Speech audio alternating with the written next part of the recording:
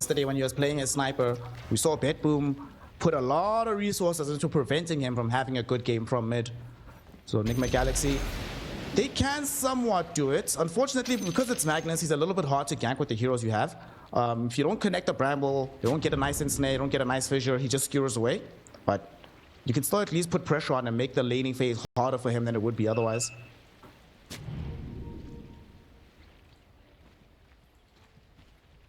Now, you and I, we cast Nigma Galaxy earlier in this round of Swiss, and you made the comment that you think Ghost plays his best when he's playing hard carries, like traditional style carries.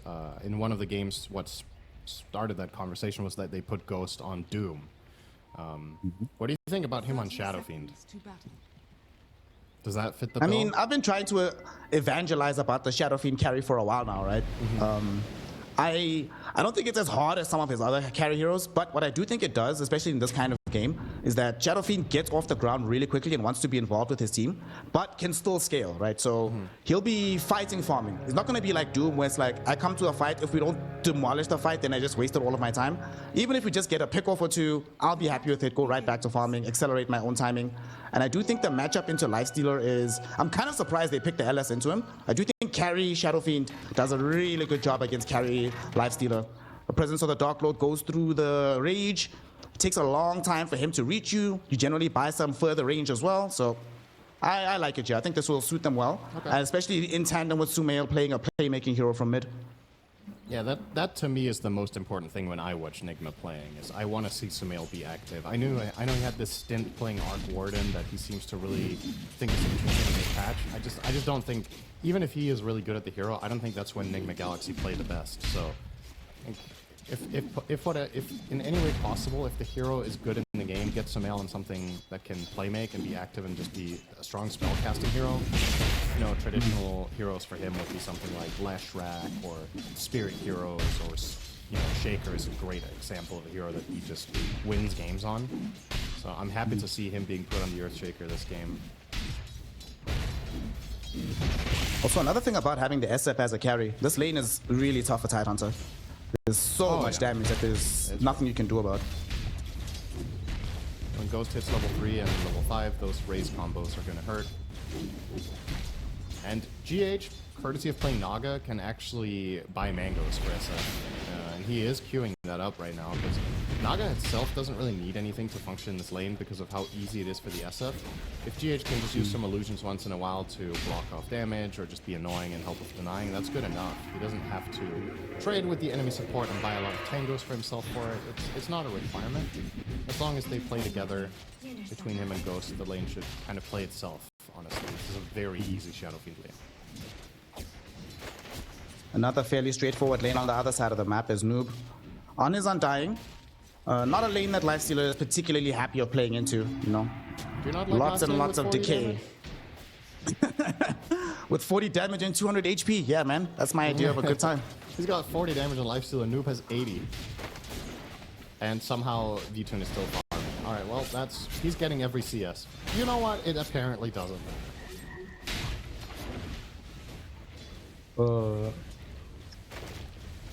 The Hawk.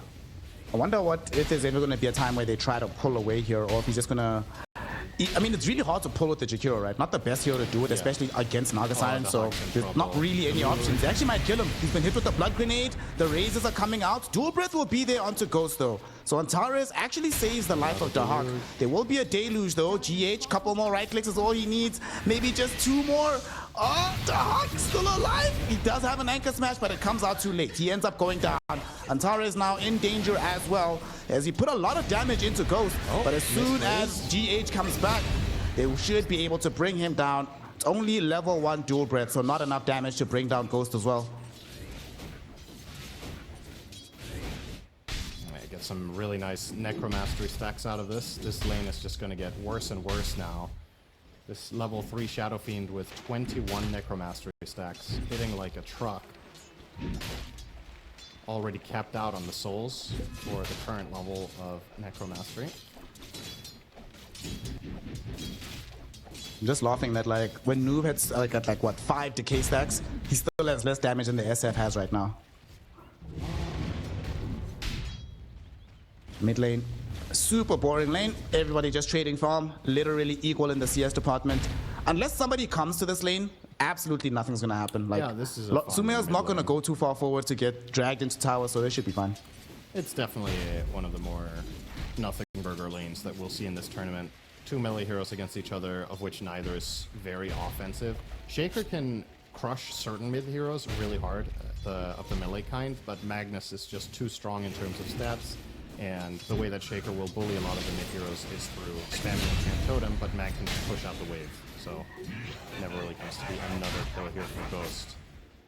This bottom lane is already a total travesty for VP, and it's not showing any signs of getting easier. As soon as Shadowfiend gets level 5, I think I mean, honestly, what do you even do? Like, do you just evacuate the Jakiro and Tide you good luck, buddy, fending for yourself? Because I don't think Jakiro offers you any protection here against these heroes. I was literally about to ask you the same thing, that like, wouldn't it be more prudent right now, just go stack, create some recovery positions for the Tide Hunter later? Looks like that's what Antares is going to do. He's going to stack the right side camps, which I think is the best play on the map, and then possibly just TP top and try to, you know, open the map by pressuring elsewhere when you can't help your offlaner at all. I find this to be the best approach a lot of the time in Dota right now, is when a lane is too hard, just don't play it. Like, it's not worth assigning two heroes to this. Man, look at the damage. Whew. All right. Thank God he does have some raindrops in the inventory. Otherwise, things could have been much worse. But still, down to half HP. Having to have some tangles pulled into himself just to survive. Life is hard. And also not really finding too much CS for himself. But even worse is the CS of this Lifestealer. Like V-Tune, as the levels on Noob have increased and we get more and more decays, this Lifestealer really cannot approach the lane. I can really empathize with the Hawk's position in this game, because I know what this is like as Tide. I love playing this hero, and I know there are just lanes that are not playable, and he's in one of those. So, you know, you gotta do what you gotta do, what you can. Noob with a Vanguard up top cannot be touched. And he's just gonna be free farming as well. I mean, honestly, Nigma Galaxy, this feels like a game where they can do whatever they want with their supports, right? Shadowfiend is super happy down bottom, and the Undying is borderline unkillable up top against these two heroes.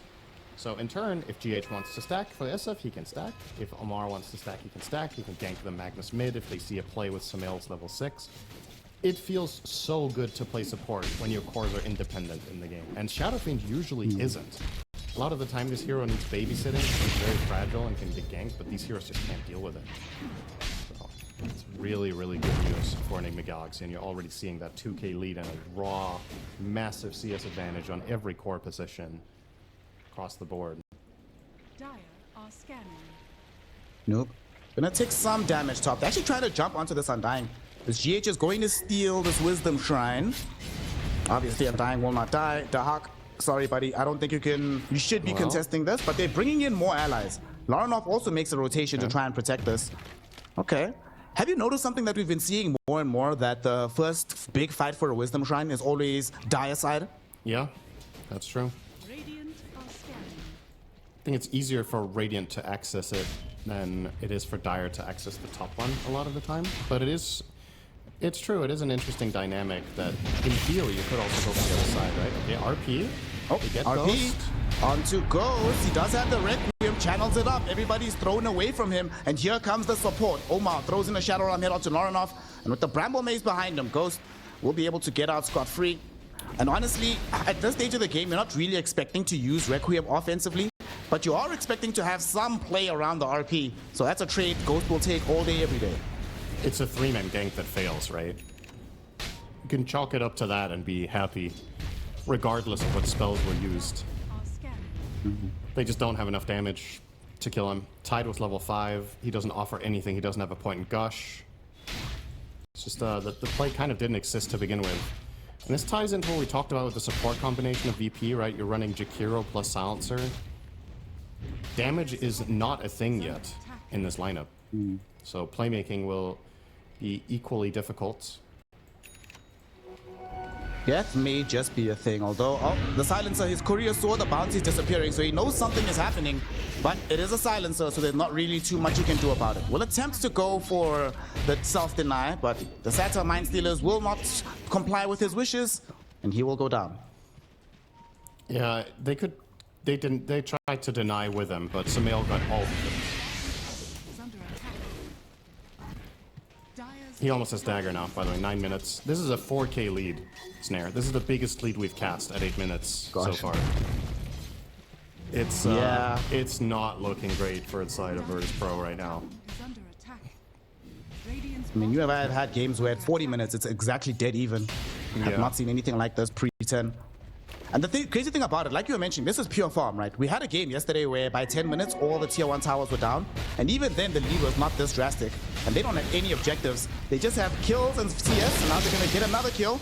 The Hawk forced to pop Ravage, but even that's not gonna save him. He's dead for sure. Ravage Gonna get into chased dying down, is- oh. killed off. I mean, Sumail had a There's the haste. blink He was dagger. never getting out there. So now you just threw your Ravage are fortified. out for nothing here. Radiant's Yeah, they're gonna try to make a move of their own here with the smoke of Magnus and Jakiro to bottom, but there's no heroes here. The play is already over about 30 seconds ago, and Ghost seems to have the right read on the map. He's not gonna get caught. Is under attack. Excuse me, he's running up north, or maybe Lornoff, but the GH coverage will make this impossible. Global Silence is a pipe dream right now for Rain, so they can't prevent the Song of the Siren if they were to make a move onto Ghost. I just want you to pay attention quickly to my Lifestealer's net worth, of which he doesn't have any right now. He's literally playing that old school Lifestealer where you just sit inside of a creep. He's chilling inside the ancient Thunderhide, and honestly, much more impact than the native hero right now. At the very least, he gets a tower. That's good. Helps out with a Gore Storm. Sumail though. Sumail's coming though to reveal this Blink Dagger. This could be an Echo Slam. D-Tune needs to be careful here, starting to get away. Pops his phase boots. And Sumail didn't want to commit the full jump right away. That does end up saving his life. Oh, and by the way, our boy Sumail got the second fastest blink this patch on Earthshaker. Good stuff. All right. Who has the fastest one? Copy, copy. As in, copy has it, or you listen to my request? Oh, copy. Okay. Copy has it, the player. All right. the Hawk And Snare getting reeling, ensnared. the Hawk. Reeled in. Ghost gets off the Requiem. Waiting for the right moment. Finally, it will emerge. Sumail with the fissure. Making sure that the Hawk doesn't have an easy route to escape, but he's still getting out of here. That Mask of was- Madness is now popped by Ghost as he's trying to run, but the execution from Nigma let them down there. Tied onto it might actually just end up living. Sumail blinked forward into an Ice Path, commits the Echo Slam, but it only connects onto Antares. Even if Antares dies here, he will take it. The Hawk lives, Antares did his job, and Nigma get nothing but disappointment. That was that execution from Nigma and the Tide kill left something to be desired. They seemed very uncertain how they wanted to layer their spells, and they ended up getting a half-assed Requiem, then immediately procs Kraken Shell, so the Hawk can just run away. I think maybe in retrospect, the way you make that play is you just start out with 2 raises and then hit a fissure, and you take it from there. But the good news is, if that's the biggest problem you have in the game, is that you are not finding a kill that was probably there, but you're still not dying on a single hero, you're probably gonna be okay. What's the longest you've seen in a game before a team ended up getting a kill? I've won a game without the opponent getting a kill. How long was the game? I can look it up. I remember this game very vividly, actually. Escape Gaming versus Execration. TI6.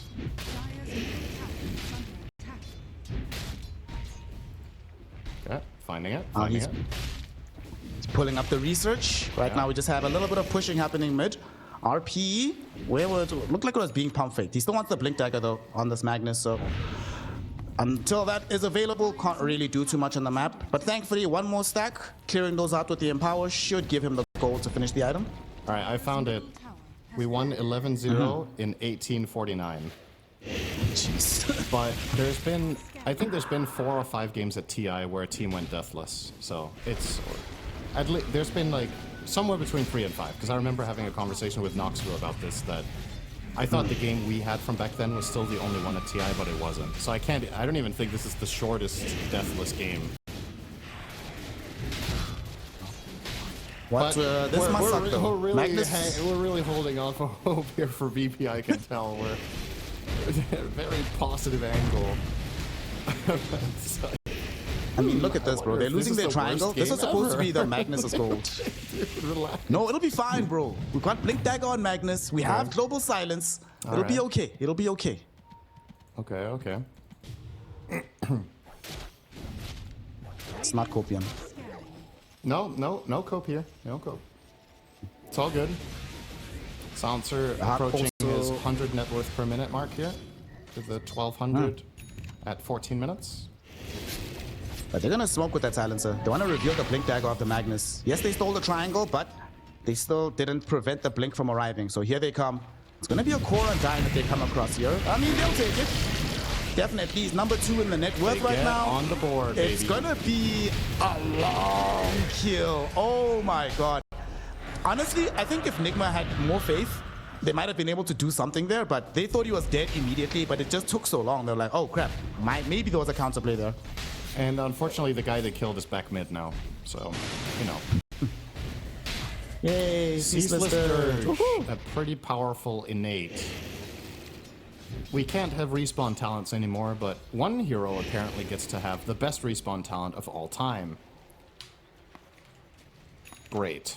If there's one mechanic you could bring back that everybody hated, but you kind of loved, what would you return? That everybody hated, but I loved. Weaker heroes. Is that a mechanic? No, that's not a mechanic. You're supposed to say something like, for me, it's a Reaper Scythe buyback disabling. I never That was the loved most that, hilarious though. thing in the world It to me. came to mind, but everybody hated that, but I didn't really like it either.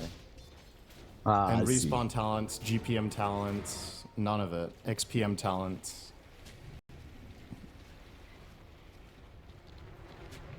Sumail and the gang. They want to try and decrease the XPM that VP is getting right now. Silencer is going to break the smoke on the Dark Willow, but Oh, hello. just gets a sliver of vision. They don't want that target. They want a bigger one. They see the Lifestealer, but without the Dark Willow being there, they want to just take the easy kill. They would love to have utilized the Bedlam onto a V-Tune instead. And Sumail, he's still chasing him. It's the Washer, TP out. Doesn't have the vision though, so he's fine completely on the Lifestealer. Now it's gonna go his classic Shaker build here. Blink into Travels Kaya.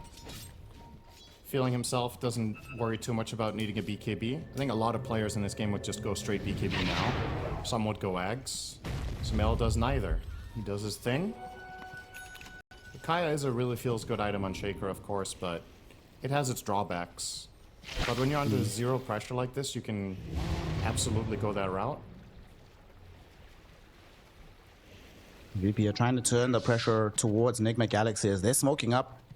Have a blink. They did pick up the Sacred Relic right now on the Lifestealer. I think they caught a sliver of vision onto Noob, but instead of heading to the west, he goes to the east. That'll keep him alive for now, but they might still want to keep coming for this one. If they go on The Noob smoke here, has I been think it's going gonna for a end while. really badly, actually. Yeah. Omar, though, might be an easier target, but even him doesn't get caught. ulti off. Noob finally gets seen. Skewered back in towards the arc. He does drop the tombstone down, and the rest of the team is incoming. He's still alive on Noob. Ice Park will be there. Sumail jumps in. Echo Slam on the 3 with the fissure being there, but the Global Silence will cover this one. Immediately into an RP for 2. They bring down the Undying, but Sumail not done with this fight. He wants more. Laurenov also about to die on the north side of things, and even V-Tune, whilst attempting to flee, gets grabbed in with the Song of the Siren, killed off by Noob zombies. That'll be a triple kill for the Undying. Even beyond the grave, he is winning the team fight for his squad. Yep, that went about the way I was worried for a VP that it would. They just don't have the damage to get this Undying kill quick enough. They have to burn RP, and they have to burn so much time Tower is under attack. that Nigma Galaxy to get to connect their heroes and just clean house. And they end up getting a 4-for-1 that they initiated on. That is the exchange. 11-2 on the scoreline. Nigma Galaxy inside the Roshan pit right now, looking for this first Aegis. Well, there is a bright side, Sind.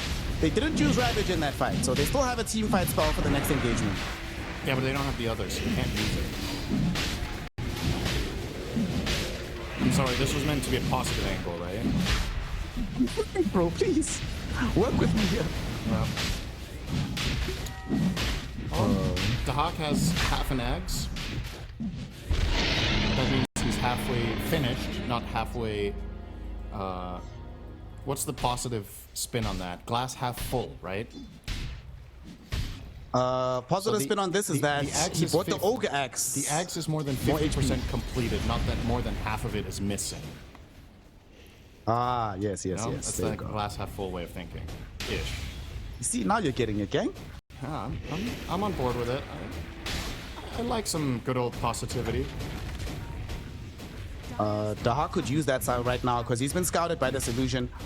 Man, I don't know, it's fine that he survives, right? But part of me, if I'm watching this replay when he does, feels a bit bad that I can show on lane with half the enemy team in front of me and they deem me not important enough to even jump to secure the tower.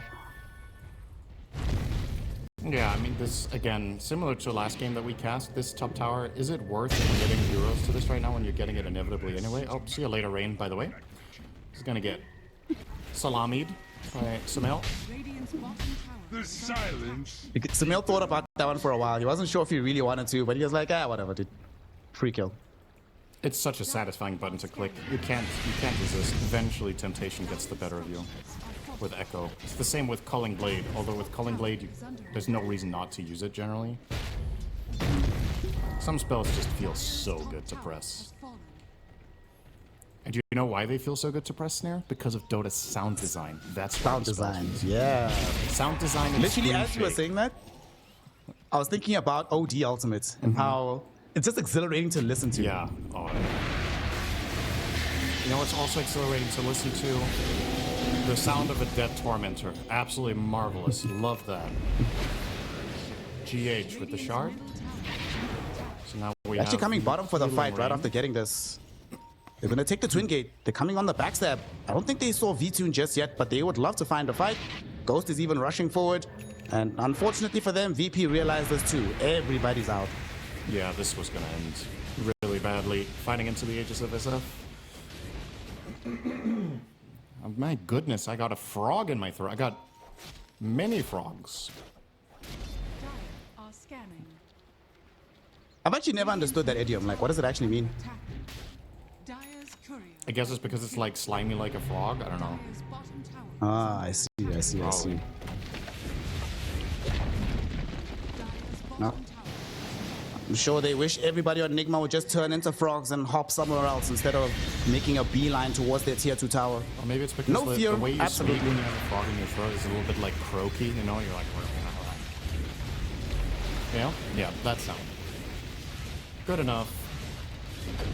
Also good enough is Nigma Galaxy's push, approaching a 15,000 net worth lead at 21 minutes. Oh, mid. They're going for more. They found V-Tune. This is a disaster. He needs a pass and needs a way out of this fight. Already at half HP on this Lifestealer. They're chasing him further forward. Antares is there to provide a target for the Infest, but not the fastest hero. Thankfully, he's in the water right now, so that'll skate him away to safety. Ghost is going to start hitting the high ground, I think. Nope. He's thinking about it. Yeah, there we go. I mean, why not, Anticipating right? that VP You are have more- TPing back to defend, but they actually aren't, so he could have kept hitting. Radiant's top tower is under attack. How far are we from the Magnus BKB? 500 gold, so he almost has it. But they don't want to show anywhere until they have it. Dahak, though, unfortunately, will be able to finish his axe. He got the axe. He's gonna die, but at least he has the full item complete for himself. Global? There's He a could global TP out of silence. this He actually global. Oh, might he's gonna think fight. about going for this fight. He's gonna ravage, get the quick kill out onto Omar, and he's hiding. He wants to still force this, but oh no, he got betrayed by the creep Cinderin. They gave Sumail the awareness that this hide had not gotten out, and that is what gets him killed. In the meantime, the rest of Nigma Galaxy are just inside the base. They managed to kill off this Magnus very easily, and that'll help them secure the tier 3 tower and a potential lane of Rex. And with Ravage on cooldown and Global on cooldown and Macro Fire, do you have the damage to repel this Aegis Shadow? 30 seconds is more than enough to get this lane. And you just have to concede this. Ghost opting to go for the melee first. Could have chosen the ranged, of course, to get the glyph refresh, but doesn't seem to matter all that much. They'll just take that and be happy with it. rest on their laurels for a little bit, get their own spells ready, and then probably go for the killing blow. So Silver Edge now completed. You can kill Tide in the blink of an eye now on Shadow Fiend. Taking off the Kraken Shell. No other real benefit to this here, but of course, I mean, it's a feel-good item on Shadow Fiend nevertheless. Maybe at one kill they failed to get, he is like, that's not happening again. Never again, bro. Yeah. Now have... You know how you know this game is going exceptionally well for Noob? He's gone Blink Dagger right now, right? Gonna go Blink BKB, but he is still number 2 on net worth, on Undying, bro. He is so How is fat. this even possible? Vanguard, Glimmer, Ags, Blink. Yeah, he can just get in there. He can pop his Glimmer, blink into 5 heroes, and start casting Decay, and he actually won't die. To be fair, he was barely dying anyway, Yeah. even before this, so... Gets And when only he worse did, from he was now. instantly back to life. Oh, Vitun. They have the stun, they have Echo, are they gonna commit it? There's the Fissure, there's the Terrorize, Brambles as well, but Global Silence will be there. Ghost was trying to catch up, but they didn't want to commit the Echo Slam from Sumail, so Vitun will be allowed to live. Yeah, they got him out of there. Force Death into Infest. And now you would imagine VP. With this smoke, this is just a full-on Hail Mary. They're hoping to get a good RP and a good Ravage. Loranov will see... Oh, the rules. Omar gets the Yules out onto Loranov, even drops a Bramble Maze behind him. He does have BKB, they're gonna try and force him to pop it. Gets to the high ground to safety at least. They pop out of Antares with Vitun, with Macropire drop down as well, but this was away from the Ravage, away from an RP. So that big magical damage just ends up being wasted.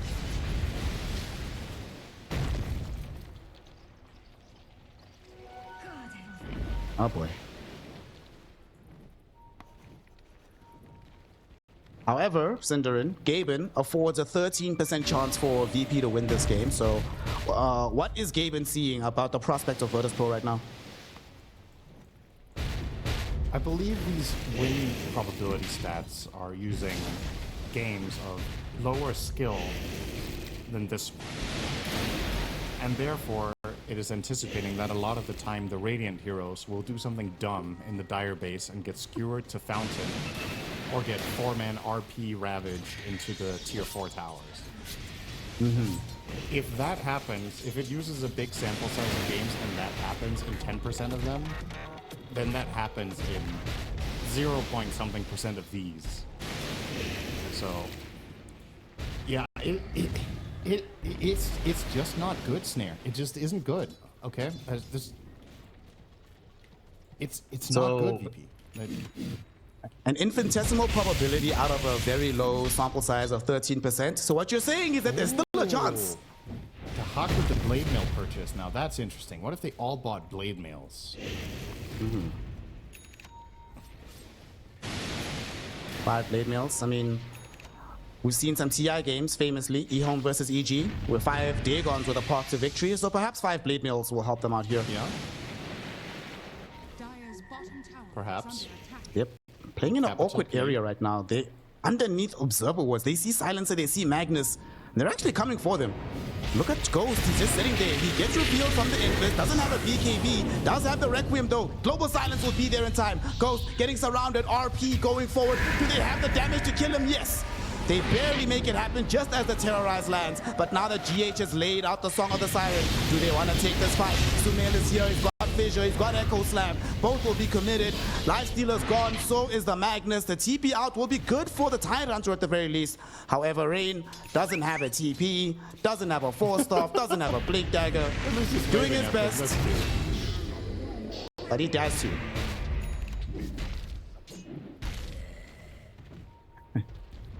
Omar showing some love back towards the boy. And here comes Noob pushing high ground on Undying. He leaves. I mean, There's on a the bright wisdom to side, be because you claimed. killed Ghost, he's your only tower hitter from the side of Nigma Galaxy, so this will forestall the push a little bit from VP. Yeah, imagine that situation if Ghost has a BKB. That's just nothing, right? Like that's his next item, 500 away. Once that is completed, the play that you just pulled off for VP is not going to be enough. They basically need to fight again immediately when their spells are up. I think there's maybe going to be like a 20-second window between their ultis being ready and SF having a BKB delivered. And if they don't do that, Nigma Galaxy will take Roche and they will finish the game. So you probably should just full-on YOLO this. And the worst thing that can happen is that if you go in and 2 of your heroes die, at least we get a scoreline of 420. This is a good outcome as well. So this... You've nothing to lose for VP. Just go for it. Gotta love 420, but we love it responsibly. Mid lane. Back in the game, Dahak. Oh my god, he just got himself clipped. Does have a TP, forced off to the low ground. Dahak, and having to run himself away here. Omar drops a grapple maze, not allowing him to leave. The Bedlam will provide some damage, but the Macropire zones back this Dark Willow. She can't close it onto Dahak. Even the Infest there to ensure he does not fall in that moment. But you were asking about the time window. Well, the BKB is now available. So the window is not going to be waiting for BKB. It's going to be your coming anthem with BKB Aegis, as they're now in the Roshan pit for Nigma Galaxy. Yep, they're going to put this on Ghost, and he's going to go and do some building.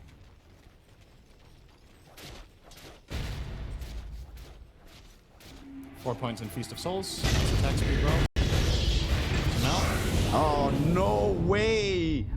They pick off V-Tune and they draw the Global Silence. Sumail just finding this lifestealer completely out of nowhere. Yeah, when you have amplified damage, it's a big salami. It's not the regular one. This one is, you know, this one is the one with the nice little, what do you call that when salami has like these little knobs of fat in it? Oh, those little dots, yeah. It's one of those, you know. It's a real big salami from Sumail. Lorinov Trying to find Lorinov. They getting will chased. keep finding him. GH doesn't want to song GH has him. dagger. He's gonna get him eventually. Yep. Hello. Finds him in the trees. Song for it. You know, GH hasn't actually had to use song in such a long time that he's probably like, it's fine. Set up for the Requiem. It misses completely. All right. Well, he's not getting out. So. Oh man. Oh, worth, bro. I would tip them. I'm already losing the game. Might as well tip the them. funny thing about this is Requiem is completely unnecessary anyway. So it's like no point in even casting it. You canceled his TP with the song. You can just ensnare and just attack him to death, right? But they went for the style points. Unfortunately, in figure skating, I believe that is a 0 from 0 to 10. But it's okay. There's room for improvement for Nigma. That's good. It's good for them to have something to focus on, and we do get our 420, of course. Hey. One of the best days of the year. High ground now. Ghost and the gang are posting up. Roshan's banner drop behind them. And this time he has an Aegis and a BKB. And you don't have Magnus. You do not have a Macropie, and you're still 10 seconds away from having a global. So you probably just have to give up this tier 3 tower now. Oh, in fact, Ghost is coming forward. Oh my goodness, Antares. Clutch I didn't know from Antares had Jakiro, Hurricane of Pipe. course, classic itemization. Well, it worked that time for him. Kept them alive. Here they come. Oh no, Lorinov couldn't get the skewer back onto Ghost. So Ghost is completely fine on the high ground. Quick reaction with the pike there. Nice. High ground pike gameplay will enable Nigma Galaxy to claim that lane of Rex. VP unable to stop them. Only one full set remains down bottom. And that's where they're heading at the moment. The sheer disrespect from Noob to walk that close to the high ground with zero fear of losing his life. Well, if they cast key spells on him, he's just going to respawn instantly and TP to his team, right? So they can't even commit big abilities for it. Because he has a pseudo Aegis, right? Alright, Ghost. He also has a BKB now. Oh, does he? Oh, nice. Yep, flying on the courier. Yeah, the classic undying out-farming lifestealer at 33 minutes. Nothing unusual here. Okay, it is time for the killing blow. Nigma Galaxy, high ground awaits you. One more item from VP though. They just picked up a BKB on Lifestealer. So V-Tune has presence in the fight outside of having to rage or infest immediately, but still a lot of right-click damage to concern yourself with. Get the Ice Pop out onto Ghost, he's down to half HP, and they're actually trying to take away this first life. They came really, really close. Hurricane Pipe was forced out of him. So that is something. Not too many expensive spells utilized to get that from him. He'll finish his Daedalus.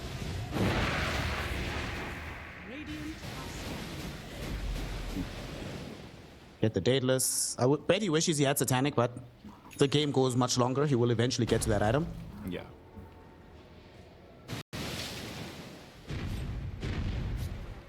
This VP having to do a lot of damage control. The mid lane of Rax is being peppered away by these super creeps, so that range Rax is almost gone as well. Nigma need no resources to commit there, but they're gonna try and force a fight. They all smoke up by the outpost here. Sumail's not with them, however. He just picked up an Octarine core. Okay, that's where he was, getting the Octa, so now it's time to go and fight.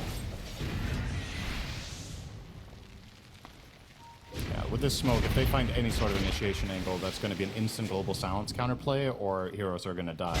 Oranov getting gone on. There's the instant global silence, but they have BKBs to get through it. They do skewer Noob deeper into the fight as V2 having to run away from Sumail and Ghost. Look how much damage he's taking. Forced to infest to run away. Noob in the meantime with his BKB just runs down the silencer. Now there's no global. There is no Ravage and RP, however. The Hawk getting broken, having to be careful. There's another fissure from Sumail. Does have a minute until he has the Echo available again, as they remove the first life from Ghost. When he comes back, he will have his BKB though.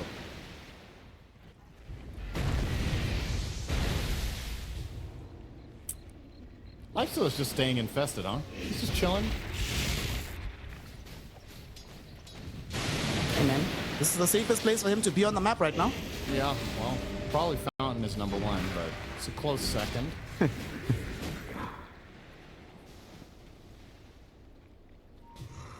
On the bright side, Nigma Galaxy have been somewhat stalled out. This tier 3 tower is just not falling, but they can't keep this up forever from the side of VP. So the question is, Sind, do you wait as Nigma for the next Roche? Or do you feel strong enough to just try to finish Satanic and end the game before the big man emerges? I mean, they obviously don't have the exact information that we do about the game state, how much gold they're ahead, what the full-on trajectory of the game has been, but they should have a pretty good feeling that if they were to go high ground and truly commit to a dive, they would probably just pull it off and get megas. But there's probably a little bit of a mental aspect of Nigma Galaxy have thrown a lot of games in this fashion where they're 20k up and they might be, you know, trying to train themselves out of bad let's rush to end the game habits. And then, of course, in some games where you just have it in the bag, you're going to look a little silly for not trying to finish it. But I can respect if that's the mindset here, that you're trying to avoid disaster because of previous experience. The problem is if this becomes a pattern and you start losing games that you were winning because you don't close them out when you're meant to. In this game, I have no worries. If this goes another 10 minutes, they are not losing this by keeping the status quo. They're not going to get like mega out scales or running into trouble. So it's okay. I think the theoretically best play is to get the Aegis and then push, but they don't have to. Nigma chillin'. 1 minute until the big man respawns. We just got bots 2 for the Earthshaker of Sumail. And they're making very good progress towards the Satanic. And now Yule Scepter going out. They caught the Hawk. He's in a bramble maze as well. They reel him in away from his squad. A fissure will block off any routes of escape. Where's the damage though? Hex comes in and here comes Ghost. The Shadow Fiend right-clicking through. The Hawk already dead. Nothing he can do here. Antares will eat a Curse Crowd in tandem with the Fissure from Sumail as they stun him up. Noob pops his BKB, ensures that they kill off Antares. There is buyback available from the Hawk, but not going to be there for this Jakiro. Laranov did manage to stay in the trees, was not hunted down by Noob. But as the RP goes on to Ghost, they drag him in. He's inside the base. Global Silence will be there as well. But now he pops his BKB, turns around, starts right-clicking into V-Tune. And V-Tune just gets slept. Can't do anything here. They will drop the Echo Slam. V-Tune dodges it with his BKB, but it won't matter. He dies. He has to go back to base. The Hawk gets zoned away from the fight. And GG, well played, is called. The Hawk didn't even get to use Ravage in this last engagement. My goodness, what a beatdown from Nigma. I'm not really that sold on this offlane Earthshaker. You were mentioning how Abaddon can outscale the Terrorblade. Not only does he outscale Terrorblade, he builds the Radiance, which is one of the items that Terrorblade hates to deal with. And also TB hates fighting into heroes that can just stand in front of him and not really worry about their own lives, which Abaddon is perfect at being able to do. They have so much early movement from their squad, and I'm looking at this Nigma Galaxy draft, right? Noob is going to be needing to be farming on the Earthshaker to get to his Blink Dagger. Omar can respond to some of these rotations, but does mean that I'm imagining a much easier mid lane for this Queen of Pain. She's not going to be suffering against the double rotations, and even if they do come, she has Blink. Our Gordon does not have an escape tool for himself under those conditions. Yeah. So There's at least a very clear path here for what VP can do, right? And I just hope this unfortunately can happen a lot of the time if you have a really bad tournament and you're demoralized as a team, is that communication breaks down. The way you win this game is by making plays. You want to tell your teammates to come gank your lanes when it's time. You want them to take initiative. You want to use your Prophet to his advantage, which is that early mid-game aggression. So I just hope that we don't see VP kind of just phone it in and just play their lanes and just farm, because then I'm really not on board with what they're doing. We'll already see a fight breaking out potentially with the They're trying to secure the bounty. Antares unfortunately unable to get it. Will eat quite a bit of damage as well from the Spark Wraith. That should be fine. Still ends up being a 2-2 trade in the end. Yeah, it's good enough. Good enough for both sides, really. And when we've talked a lot about VP's changes, they obviously made some big adjustments. Let's see Sumail Arc. We've seen it before. I think he lost that game that I saw. He seems really on this Arc Warden train right now. I don't know if it's something he loves or something that Kuro is kind of pushing for because he has some genius idea with this, but no other team is playing this hero mid, right? Correct me if I'm wrong. I don't really one think other that's team. smart. Oh, there is. Who's So played it? yeah. Navi. They actually lost to Navi playing Arc Warden. Oh, So Navi they went lost with to- Navi had Arc. yeah. Got it. They played Arc Warden in TI qualifiers as they lose out on Dahak. Unfortunately, that is not what we need. They started off with the 3 heroes down bottom, making sure that they had the numerical overload. And they find the kill. And also, you know, normally you'd say Earthshaker, not the hero you can leave alone top to make that move. He blocked his wave so well that he was under no danger of dying while that move was happening. Yeah. It's a good way to deal with offlane Prophet, is to just put a little bit of extra pressure on him early on to try to offset the plays that he will potentially have. Some pressure being put out right now onto Ghost. He's been caught inside the Sprout. The Hawk putting in some right clicks, but also just trying to secure his own farm. It feels like this is not a nature's prophet they can allow So greedy, man. in the same Seeing team. these 2 heroes together in a draft, it's just like, it's 2 of these, we get 4 items and we own kind of heroes, but maybe Sumail can go for a different build in this game than the classic Midas scaling arc, but rather a little bit of a tempo build with perhaps Vessel. However, you are against Abaddon, which makes Vessel a lot less appealing. Yoink. Sumail takes the rune you. with Magnetic Field. Unlucky Lornoff. Sumail, though, they are practically even in the CS department here, so just going to continue under this purview. Down bottom, I feel like they need to make sure that the Hawk does not die again. The importance of this Nature's Prophet to the game plan overall cannot be overstated. Like, he's the engine of creating this chaos early on.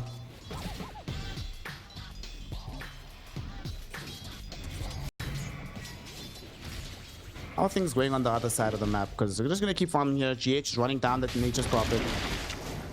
On top side, now that they have both supports back, Noob is getting more CS. V2 is farming as well, but doesn't really seem like they're stopping this Earthshaker from getting all the tools that he needs here. Sumail is actually really pressuring Lornoff with this Arc Warden. Being able to pull the power rune, or excuse me, the water rune there with Magnetic Field really helps him out in the regen battle, and he's just playing the long-range artillery Spark Wraith harass onto the Quap, taking completely free CS. So this is a good showcase of what this hero can do in certain matchups. I just don't know how good this matchup is on paper because we don't really see it much, but it seems like Arc Warden is doing very, very well against Lornoff. Interesting. I think he went for this rune capture because he's playing up against a Queen of Pain. When Copy went Arc Warden, he played with the other facet, the rune replicate. But I think it was probably because in that situation he could rely on himself to go get the runes. Against the Blink Queen of Pain, you do need another way to deny her what she's getting, and it's working. Hasn't been able to refill his bottle for a while, forced to bring in some raindrops. So despite being 7 CS behind, he's even further behind in net worth. They're gonna try and kill him though. Here they come. We spoke about the Prophet rotation coming middle, and it will emerge now. GH though is here, and the magnetic field is keeping Sumail alive. He does get pushed towards these heroes, but they don't have the damage just yet. The Hawk falling low, getting bounced back by the flame break of Omar. The Hawk ends up dead again. GH chases him across the map, and it compounds his misery. Yeah, a 4-man gank leading to you dying is definitely not what you're looking for here for VP. So, not the result that was intended, to be sure. And yeah, it's a pretty big concern that Prophet is falling this far behind. Ghost will, at this point, be completely free farming. There's nothing stopping this Terrorblade anymore. He's 28 and 11 against the Prophet's 11 and 1. So Ghost can just play a free game down bot, and that will allow GH some play potential. Mid lane. Saw that defensive Sumail. TT mid. 1v1 versus Lorinov. Lorinov trying to scream him down. He's still alive though, and he does get the kill. Solo kill by the Queen of Pain. Lorinov forcing himself back into this game after a bit of a tough start. Yeah, and this is a lot of XP being lost by Sumail as well. There's a full wave in his tower. Omar at the very least will pick it up, so Nigma as a team do get the experience, but this will create a little bit of a gap between the Arc and the Queen of Pain. Lorinov ahead by about half a level. He does, however, have to go to base for a refill, so Arc will catch up a little, but it will, without a doubt, be a faster 6 on the Quap, and then maybe you can make the same play as before with the Clock and Prophet, but this time have that big burst when Lorinov comes to lane with full resources and try to go for the kill again. You could slow down Sumail even further with another kill. It has pretty big ramifications on the overall flow of the game here. As we get back into it, V2 still just farming away. I don't expect too much to happen here. To the degree where even Omar's left and he's like, bro, you'll be fine, right? Just don't play stupidly, you won't die. You'll be alright. They're gonna chase him a little bit, but there's no stuns in the lane. No real slows either, until you get really stacked into by the Curse of Avernus, so you should be fine. Yeah, I mean, it's obviously, they're going to be oppressive up here, and V2 should be winning this lane, but not by a large margin. And offlane Shaker, one of the nice things about this hero in the offlane is how much you can do with relatively little. This hero, by nature, can just have really high impact with just a blink, and you're not under pressure the game of getting a ton of items compared to a mid Shaker later down the stretch, because you know that if you provide the stuns and the utility, you have an Arc Warden and a Terrorblade. Damage is not the problem here. It's going to be control. So I would love to see Noob get something like Blink and then Octarine Core, potentially, just for more fissures, more presence. Force Staff could also be part of the build on the way, of course. Speaking of Terrorblade, so tier 1 tower bottom is literally down to half HP after Ghost popped his meta. So VP need to be careful. If a move like that happens again, they'll just lose the tower. And they have to be especially careful because, as we've noted, this Wisdom Shrine on the eastern part of the map is where a lot of the contest happens. They can't afford to lose this tower sin. This will probably give up the shrine as well. They need support. Rain is here, but what can they do? Well, there are enough heroes. I mean, Nigma Galaxy aren't trying to contest it, so they'll take the tower, but they will not get the wisdom. Ghost level 6 against the level 4 of the Hawk. Does indeed beg the question, why didn't Nigma try to get more there? If they brought one more hero bottom, maybe you actually just take this wisdom. But perhaps the concern is, well, the enemy team has the better rotating core, right? If you're trying to bring over, let's say, the Bat Rider plus ET, the 2 supports, along with TB, what happens when Quap TPs? Because Argorn sure is not coming. You might just have to accept this trade, and it's fine. Nigma Galaxy, for all intents and purposes, this game is going completely according to plan. 3k up minute 8. What? Mainly courtesy of this beatdown in bottom lane. Link Dagger already available on the Earthshaker now.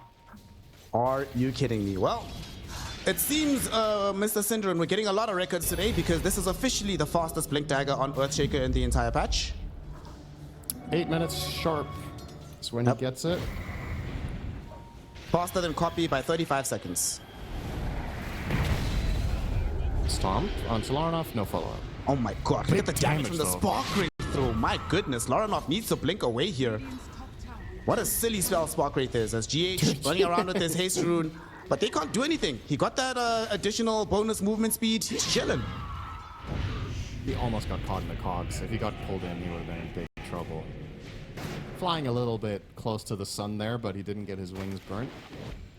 That sounds suspiciously like you're questioning GH Godson, Durin. No, I'm saying he pulled it off. Narrowly. They're Isn't moving that the the other best support kind of top. play? The true limit testing one where you make the guy use cogs because he thinks he can get you, but then he can't? What Isn't I'm that saying the is true that boss move? no, there's no margins for GH. Every play is just perfect.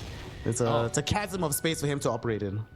That's crazy. The literal perfect player. Dire's middle tower. Exactly, bro.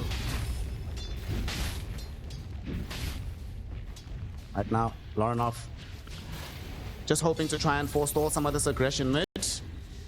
Should be able to clear out the wave, as Arc Warden has now dedicated himself towards the jungle once he's finished the Midas. He will throw in these token assaults towards mid lane with the Tempest double, but this is where, if I'm VP, I'm starting to think, hey, Clockwork, bro, we need to do something. We need to get vision of the area where Arc Warden is farming. This is the time where that hero is vulnerable to be killed. We just don't have any aggressive vision at the moment. Yeah, and you've lost your bottom tier 1, excuse me. So there's a little bit of an opening down here for Ghost to start taking over your triangle. So in terms of overall efficiency here, Nigma Galaxy are getting more out of the map, and they're going to try to use that angle to attack from with Ghost coming into mid with meta. Oh, there's the Blink Dagger. So big jump with the Echo Slam from Noob. They find the connection onto Antares. Laranov was able to blink away, but with Spark Wraith and an Echo Stomp, Omar will fly over his head with the Firefly, securing a kill. We did see an attempted TP by the Hawk, very wisely cancelled by the Nature's Prophet. But Nigma revealed the Blink Dagger. There's no... VP had to have known that the game was going well for Noob, but there's no way they envisioned he already had the Blink. Yeah, that definitely caught them by surprise. And it's a really high impact play. You get 2 kills, including 1 core. You get the mid tower. If there's something that Terrorblade and Arc Warden... Alright, a little bit of a kill back the other way here for V2. Arc Warden and Terrorblade make really good use of early towers, because they can just keep pushing out the waves and getting extra farm, and all they want is to just out-itemize you. They just need time.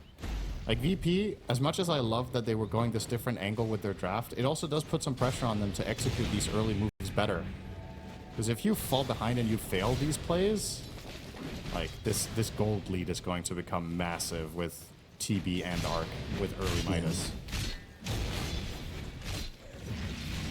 For a second when you said TB and Arc with early Midas, I thought you meant what? They both got Midas? But no, just the Arc one. No. He could have, though. Honestly, I think this is a game where Ghost could have got away with it. I don't actually think, even if it's the perfect Terrorblade game where you're free farming, I don't think Midas is worth it. I think it's a net worth loss over buying Does nothing stats. for your illusions. Yeah. Does nothing for you directly as the hero. Yeah.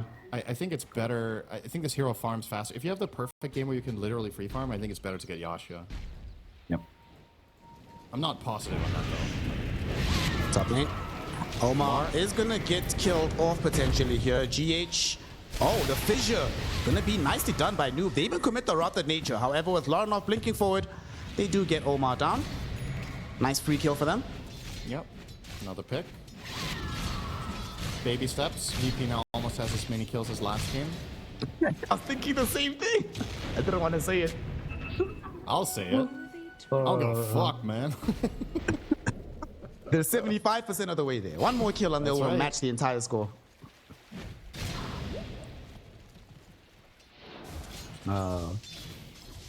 Still though, also the gold lead that VP have to deal with is much less than the previous game. Yes, they have lost a tower middle, a tower bottom, but nonetheless, at the very least, their carry is actually farming. It's unlike game 1 where V2 Yeah. didn't have a game whatsoever. Abaddon is actually allowed to play this game. His relic is coming right now, so he's not that far away from having the 4 Radiance. You have Global Silence now, so there are potential plays with Clockwork Hookshot into Global. Yeah, it's definitely within the realm of possibility this time, and you also have Sumail and Arc Warden instead of a Shaker, so he's not going to take as much initiative and put as much pressure on you in the same fashion. This aggressive play from Nigma Galaxy, of course, is extremely strong. They're bringing all 5. They're actually gonna try going to V2 here. The Stoked Firefly is gonna force the early usage of the ultimate. They drag him in with the lasso. It connects before the global silence does. They do end up losing Nuke though, because with that global, they have the cover to chase the Earthshaker. But now the Abaddon, the real prize, his life is forfeit. Dying, worst of all, the kill goes to Ghost, his counterpart on the Terrorblade. And they still have good duration on the Metamorphosis, so they should be able to come back and clean up the Tier 1 tower. Yeah, if VP could have somehow transitioned this into chasing better, this could have been a pretty good fight for them. They get the Shaker isolated and use global, so he got nothing out. If Prophet could have somehow become a part of that play in a little bit of a better fashion, and maybe you kill the Bat Rider too, it maybe snowballed off of that, but as it stands, Nigma Galaxy come out on top again. Bottom lane, they're actually going in onto Dahak here. Fissure was used to block him off from escaping. There's no TP attempt for you, buddy. Ironically enough, he was trying to deny himself, but the Sprouts prevents that from happening. That's what guarantees the kill against them.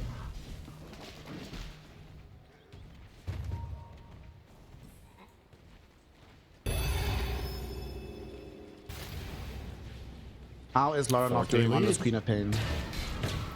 It's looking good for Nigma Galaxy once again.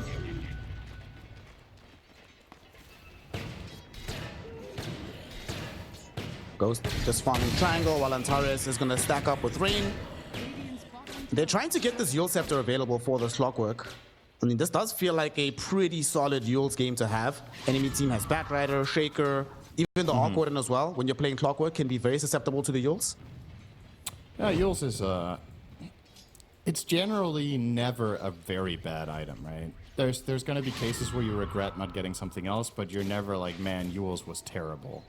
Because you will always find some sort of value in isolating and stopping an enemy target from comboing or protecting yourself from something you get jumped on, whatever it is. So it's fine here. I think you could definitely have made a case for Glimmer Cape as well, or a Force Staff. I think all three of the cheap support items here are pretty good for different reasons. Force Staff is great against Shaker for getting across the trouble for yourself or a teammate, against ET. Glimmer Cape against the tons of magic damage that Nigma Galaxy are offering up in this game between all of their heroes except Terrorblade.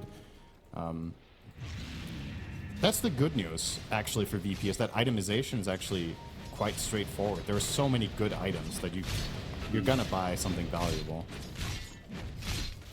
One of those items is Radiance, of course. Speaking of support, Clockwork is actually heading to the top lane, looking for Omar. They find the Batrider, but they need Lauren enough to be here, and immediately the Queen of Pain does show up. She supplies the damage, the Blade Mail also burning back onto the Firefly. And they should be able to push this out. I'm not sure if they get the tier 1 tower, but they do prevent any aggression towards their tier 2. Yeah, this new Queen of Pain build with Bondage Blade Mail is sick against Batrider. Just get in on top of him and just kill him with Firefly. He can't really fight back. You just pop your Blade Mail and cast your spells, and if he tries to fight, he kills himself so quickly. And you heal a lot. It's pretty nice. Also, he went stoked on the Batrider, so he's actually dying even faster than normal. Yep. Does have the blink on the bat, however, so they probably want to reveal this somewhere. They don't see anybody on any of their wards that's showing they only really have the one. But we'll see what they decide to do with this one. Sumail now has Ags on Arc. This is insane at this stage of the game. If you're playing against heroes that don't have Dispel, so the way Flux works now when you have Ags, it lasts for 8 seconds and it silences when you're alone. Look at this Abaddon. Just look at him. Yeah. Each Flux cast does 8 times 90 damage with Ags. And if you're not next to any ally, you can't spell. First lasso of the game. Only onto the lowly Antares. As they kill him, though, that opens up the pot to Roshan. Terrorblade Arc Warden. You're talking about how well they play with space, with early towers being taken. How well they play in terms of taking objectives. This is gonna go by very, very quickly. I don't know if VP's gonna be able to stop this, really. They don't really have any good zone control here on the Dire lineup. Now, with this Arc Warden build, you're not as fast at roaching, of course, because you have Aghanims instead of, say, a Mjolnir.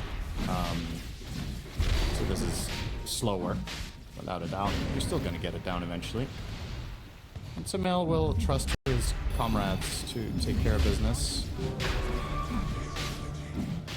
The last time Sumail played this awkward and he went Axe, Octarine, Hex, Blink. So Hex does feel very good in this game. Oh, Antares jumps into the Aurora pick, but just slightly too early. Oh no, he got it. The last hit. He got it. Antares got. Never mind. Sorry we doubted you, bro.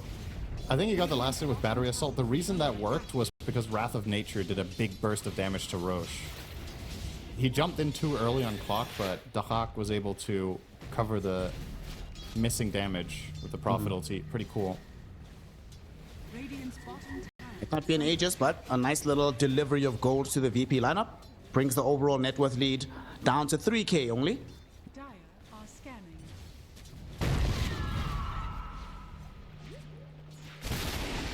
The Hawk did build into the Spirit Vessel. Would certainly like to be making more plays happen. It is a bit unfortunate that in the earlier portion that they didn't get more out of him. There are a couple of assists, but it does feel that the next time in the game we're going to see him be more effective.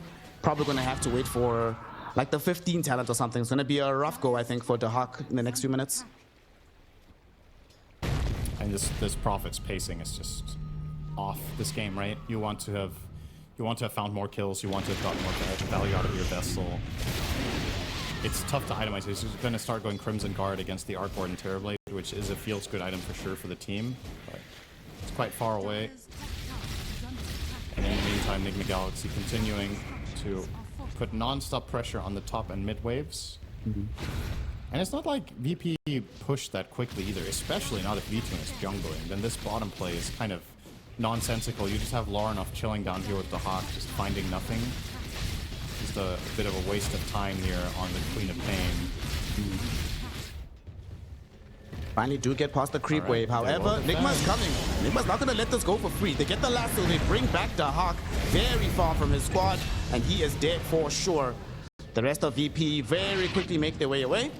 And the thing is, it's a mark of how strong Nigma are at this stage, that they can make this full press move, leave Ghost by his lonesome in the top lane, and have relative confidence that he'll be able to walk away safely. Yeah, he has Aegis and Manta, so the amount of heroes VP need to commit, it will be pretty telegraphed if VP go for that gank right after they show 2 or 3 heroes bottom. So you're actually very safe, ironically, pushing there as TB because of the info that you have from the enemy team. It's not... There's basically no risk in taking that tier 2 alone. Nope, gonna get a shot. Onto this noob Earthshaker. He's still alive for now. Doesn't have any way to survive this in the end, though. He does take out Antares. Claims the kill in the end, but at the same time, Nigma Galaxy happy to trade away his life in exchange for the Tormentor. I really don't like this build on noob, I have to say. Oh my god, GH died. Well, Bat? Omar's about to die too. Oh my goodness, 30 HP. The Rocket Flare almost hit Omar. And even Ghost was brought down to a sliver away from death. Radiant's bottom tower. why is noob going Sumail's mid-shaker build? Radiant's bottom What's happening? Wait, is he going Kaya to bots? Blink Kaya bots on offlane shaker this game? Really? Like, dude, what? What's happening, man? It's a pretty crazy build to go when you have Arc and Terrorblade, in my opinion. I just don't think this is necessary at all to be this cute. Like, just get a 4-step against Clockwork, you know, or an Axe if you want to get out of it, or a BKB, or Octarine Core for more fissures, like whatever it is. Kaya travels is... That's bitchin', man. That's wild. This is the new meta, baby. The future is now, old man. So. Me too. Yeah, I mean, you know what? You pull in an array of like 15 to 20-year-old Dota players, and they'll be here saying, "Shut up, Sind, you don't get it." And they're probably right, you know. Like, who knows? Okay. This looks wrong to me. Check this out, gang. Check this out. This is not him copying Sumail's build. Sumail's copying his build. I just went back and looked at one of the last games. The last game that Noob played Earthshaker, he built Blink Dagger, Kaya, bots, Yule Scepter. So it's Sumail copying his strats. He came up with this tech first. I see. I honestly, even though these players are significantly better than me, there are builds that have me scratching my head that I just refuse to believe that this is the best way to build the hero for a game. This is one of those. He's gonna make it work, and it's gonna look fine. That does not mean I can't disagree with it, even if they win. Like, you can be results oriented all you want. I just don't. I'm not a fan, and that's fine. know, people have different takes and different reads on heroes. His bottom tower has To be fair, there isn't much of a reference, right? Not many teams are playing offlane Shaper at all. That's true. Oh, V2. There are a lot of teams playing carry Abaddon. Unfortunately, he doesn't have anybody nearby him to help him. Antares, beautiful hookshot forward onto Omar. They're able to burst through onto the Batrider. Unfortunately, with the Echo Storm Fissure, they still end up losing the Abaddon. Antares, there's going to be a Spark Wave slowing him down. Ghost forced off forward, gets the right clicks, gets the kill. The question is, will Laranov escape? Looks like he will. Nobody is nearby enough. Noob is on the other side of the fissure there. So 2 for nothing. It is still just step by step. Nigma Galaxy are just gaining, right? They're just winning more. Even if the kill exchanges are somewhat even here and there, Nigma Galaxy are farming better. So you're not really reaching a key point yet for VP. I hope for them that this Abaddon Dagger will be a game changer, and that once they have that, they can smoke up, get in there with Clock, have Abaddon cause some chaos in the fight, and then maybe Queen of Pain can get her damage out. Because as it stands right now, Nigma Galaxy are getting away with running TB Arc with 1 combined death minute 24. That is generally not what you want to see when you're on the enemy team against these this greedier composition. You don't want them to both feel this comfortable. VP are going to try and introduce some discomfort as they smoke out outside of the base. They just picked up a BKB for this Queen of Pain, so they're hoping that this will be the key that unlocks the Nigma lineup. However, they do not have that clean angles of initiation. Sumail hasted up. He's gonna go far enough away that they actually see him underneath another observer ward. So they might want to extend this. Antara is really thinking about it. But now Nigma Galaxy, they know that something is awry. Having more heroes congregate towards mid. There's the hook shot. It might be too late though. Sumail still alive. They're trying to go from the fissure. Stops them from being able to progress towards Sumail. And they also get the last 2 onto Laranov. Finally, with the Sonic Wave and the power clocks, they are able to get the kill onto Arc Warden and get out. Laranov protected by his BKB. We do see GH right now fighting 1v1 against the Hawk. Forced off onto the low ground before the blink in from Laranov. Ghost, with his presence now being made in the fight, he has meta, just came back off cooldown. Fissure misses completely. They do not catch up onto V-Tune. So VP might have just found the necessary assassination and gotten out freely. Yeah, all right. That's some of it there from VP. Get a good kill. They get the tower. They utilize the strength of their lineup just now with this Abaddon being able to frontline and just getting in on top of Arc Warden. This Sumail's item build does not offer him any protection. Like, if you get jumped by clockwork like this and you have a pike, you're totally fine. But in this game, you're stuck. You have Midas, Ags, and you're going Octarine. You don't have anything like a BKB or a Force Staff or whatever. And I just wonder, is this worth it, rushing Octarine here in this game versus having one singular utility item that can kind of cover all bases right now? I don't know. I do question Nigma Galaxy's choice to only buy Force Staff on the supports, whereas the Shaker and Arc Warden don't have anything defensive for themselves. Terrorblade has a pike, he'll be fine. But it really is a game where Force Staff just has the entire dire lineup. It's a really valuable item. Omar will get the should kill be able to here. get a kill with his won't. Force Staff. No, he won't. Nice Immediately, V-Tune is there with the Aphotic Shield, cancels it out. The Hawk TP's on the far side as well to provide more right clicks. And that kind of play, with just like, it looks like it's 1 hero, all of a sudden it's 3. That's what I wanted to see from VP much earlier in the game, but better late than never. It's starting to emerge from them at last. Yep, this game is not out of reach at all. The last couple of minutes have been VP favored. You're starting to get somewhere, you're starting to activate your heroes, and Nigma Galaxy are paying a little bit for some of that greed in their itemization right now. We'll see if this gives... if VP smell blood in the water and they can keep going now, because, you know, technically speaking, Abaddon is extremely strong right now. If you have vision, you can just blink in on top of the enemy team and get something started. Your teammates can fall through the clockwork, global silence, Wrath of Nature, especially if Queen of Pain is nearby, the damage will be there in spades. The only hero I see you really not realistically killing right now is probably the Terrorblade, because he has good defensive itemization and a Dispel, but everybody else is pretty much ripe for the picking here. Also like the fact that he's building straight into the Disperser afterwards. So more kill threat onto the Arc Warden, making it very hard for him to play. More pressure onto Noob. Now here they smoke up. They're actually coming forward. Hook shot forward onto GH. Does get forced off the way though. all of them committed, and it ends up being enough. Ghost even popped the Metamorphosis here. Now they're coming in. Lasso out onto Antares. Antares too late to receive the Aphotic Shield. He ends up dead. Wrath of Nature though with the Aghanim shot. Rooting these heroes in place. There's a Sonic Wave. Omar is dead. So is Sumail. Sumail actually buys back immediately as they're still fighting here. Fissure holding V-Tune in position. Sparkwraith will be there as well from the respawn of Sumail. They cancel out the TP of Rain. They kill off the Silencer. But if VP get out of here with these core heroes, this is a massive win for the VP side.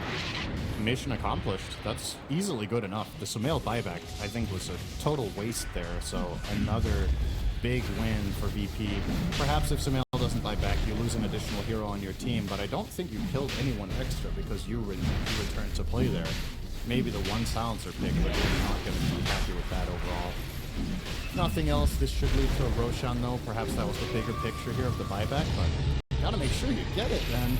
Antares. Oh no. All right, Sunder. Ghost can stay. Jump in by V-Tune. Here comes Dahak as well. They get the Sprout onto Ghost. Does have a Hurricane Pike, but now he's away from the Roshan pits in. They do get a Fissure back onto Dahak. They should be able to kill this Nature's Prophet. No, Antares comes in, puts cogs around Ghost. This Terrorblade needs some help right now. He's trying to get away, but V-Tune chases him with the Blink, burns him with the Radiance, and secures a kill. They will buy back onto Hawk right now. He wants to come and secure this Roshan. Antares still not dead. The Aphotic Shield protecting him from the Sparkwraith, but Omar eventually finishes him off. Buyback from him as well. The Hawk Sprout in onto Omar, who has to Firefly to the high ground, rooted in place by the Wrath of Nature, and now V-Tune blinks after him too, able to get himself yet another kill for this Abaddon. And Virtus.pro would cost some buybacks, but they will be able to secure this Roshan and make sure that the Terrorblade goes down. This is well worth it. But again, I have to... Oh, hang on. Gotta finish He needs it. to be careful. V-Tune doesn't have ultimate. He needs to get out of here. Oh, look at that. Hookshot forward. Antares, he breaks the backlines. They can't progress forward onto V-Tune. The Hawk now TPs to the far side of the engagement. They want to get these kills. There's a global silence being thrown out, and Sumail is the one that's being chased. He's the one that's being killed. No buyback for the Arc Warden. They'll even take the Tempest double for good measure. Virtus, what a hookshot from Antares, catching two critical heroes, but more importantly, preventing them from chasing after a very low Abaddon.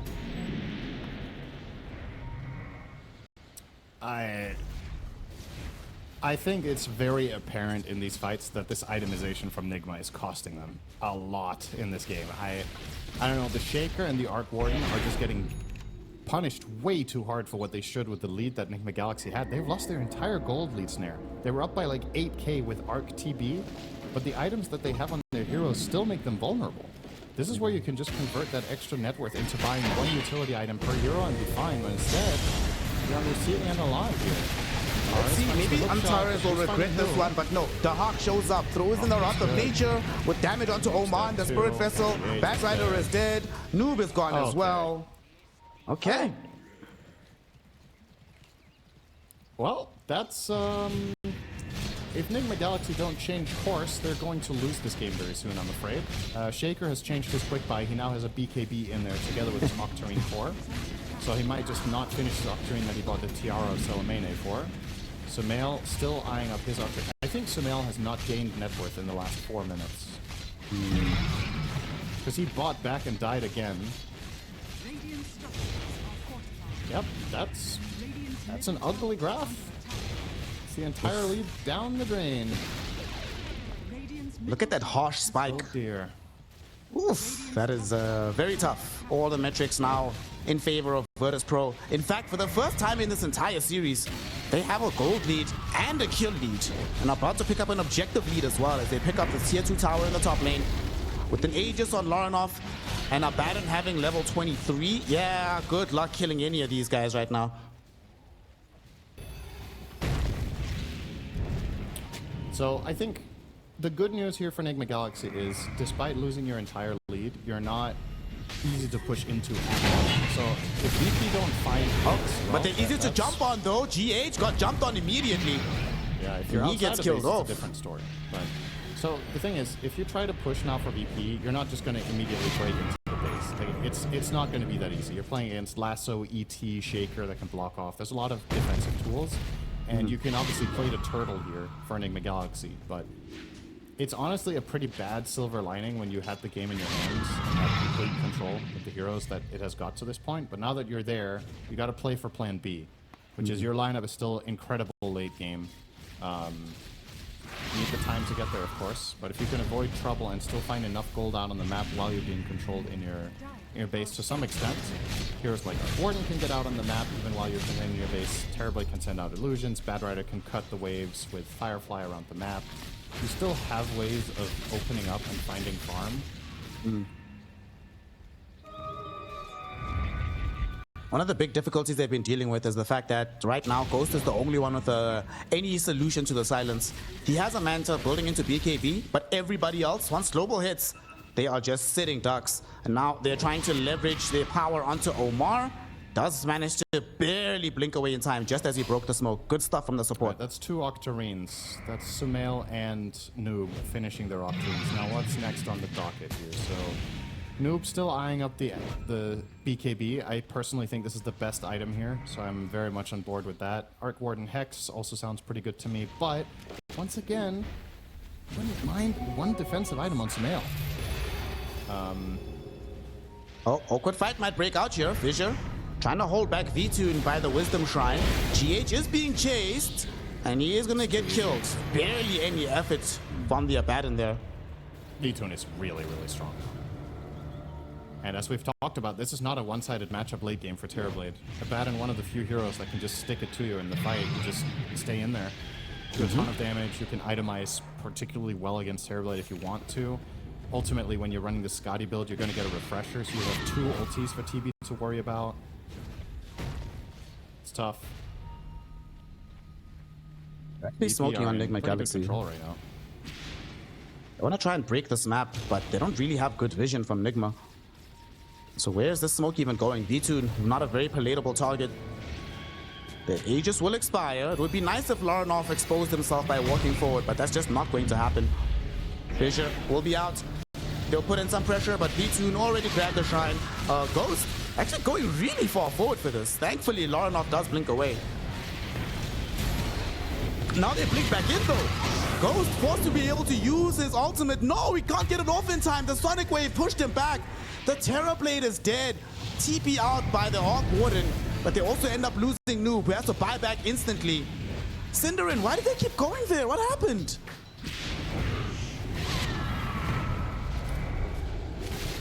What do you think? Tilt? You think it's tilt? I don't know. I'm just saying, I don't know. I think maybe, honestly, Nigma Galaxy's play calling right now is if we don't run Terrorblade in front to get information and vision, our other heroes can't get their job done.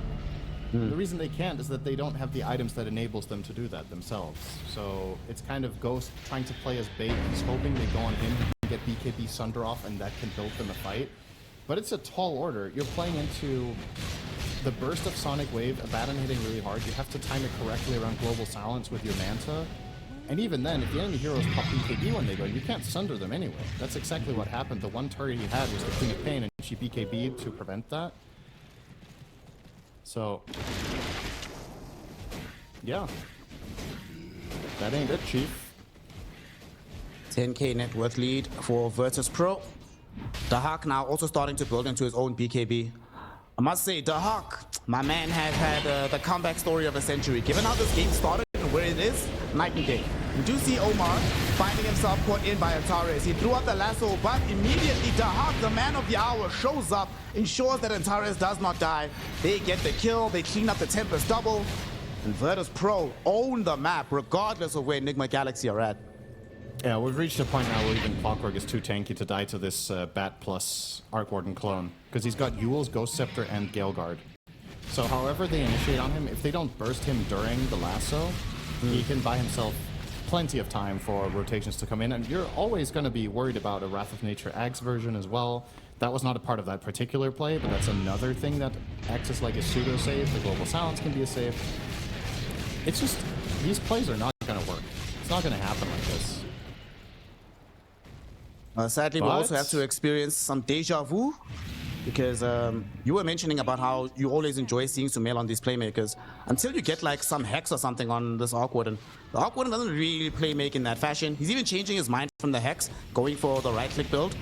Just doesn't feel like Nigma Galaxy are very comfortable playing around Sumail when he plays with the style. It's a weird hybrid build when you've already committed to the Ags Octarine to then pivot to attack. Like, you're playing the caster arc, right? Where you're focusing on Flux and Spark Wraith spam. So now to go in for Mjolnir against no heroes that you actually counter with this, this is effectively Sumail saying, we will be pushing out waves for another 20 minutes to win this. And he's probably right. It's just definitely not where this game should have headed for Nigma Galaxy, but it's the reality you're faced with. You gotta adapt. Oh, bottom, this could be huge. The Hawk in the trees, they got a little bit of vision on top of him. But okay, this is a mark of how spooked they are throughout the game. That they're like, nah, we don't want to dive into there. Quap could show up out of nowhere. There could be an Abaddon in the trees. Despite him just TPing raw into the enemy team, they still do not have any confidence in killing him. They don't have information, so they can't make that that call with confidence. GH trying to get some info, not gonna happen. V2 just blinks on top of him. V2 does have to be forced into the early borrow time, and so commits the Sonic Wave on the backline. Both of the supports are dead. They buy back on GH as Ghost on the high ground, wanting to throw out the right clicks, but they don't have the lockdown onto Laranov. Easily able to blink away. There will be a fissure. Little bit of micro stun. Antares actually goes right back in onto Noob.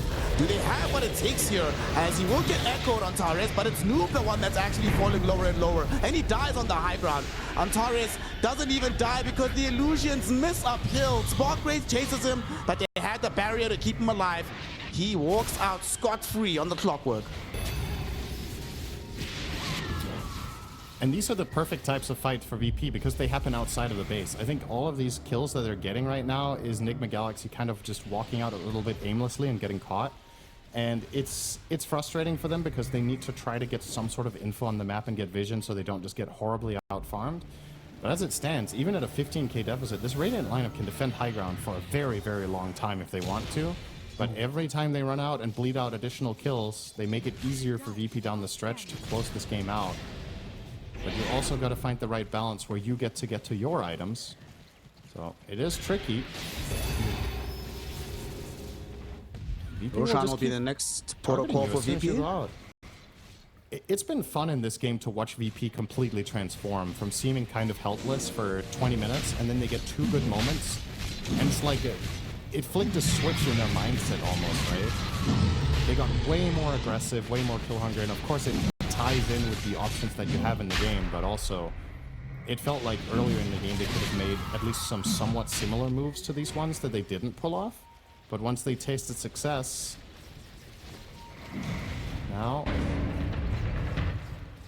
they keep it going. Aegis gonna be in tow fairly soon. V2 finishing that one off. Clockwork just solo zoning down bottom, scouting for anybody fool enough to come and interrupt them here. They will not find GH, but they are gonna get themselves the Aegis. Actually, GH, they see the spirit, but he's not fine. The Hawk is here. The Hawk is hunting him. He found the Sprout. GH has been caught at long last. The shenanigans could not last forever, and that's not a death sender. That's a dieback. Yeah, 70 seconds without ET is actually quite meaningful for high grounding here. Oh, Laranov. Shiva's God activated onto Ghost. He does pop the Manta style to get out, but V2 is right on top of him. Global Silence will be there. He's attempting to TP out, and they don't have an easy way to cancel this. So he does make it to base, but that's a BKB now gone, not available for the next engagement. A little bit optimistic there in the Sonic Wave. If it did another 1200 pure damage, that would have probably been a kill, but then Queen of Pain would also be a first pick. Look at Sumail top. Yeah. This is how he's going to play the rest of the game whenever possible. But it's very good news for the side of VP that they have Prophet for this specific purpose now. Now that the game has reached this point, the Prophet will work very well against this. Just keep pushing out the side lanes, prevent Sumail from effectively defending his base through pushing. He will not really be able to force them back, right? We try again on Antares. This time, I think they have the numbers for it. Well, still got Yules. They survive a little bit longer with the Yules. He does eventually die, but with Global Silence, they might lose members in the opposite direction. Omar getting right-clicked down by V2, and they do get him. That was supposed to be them getting the kill and recovered the recovering the gem, but they couldn't get the gem because of that kill. Yeah.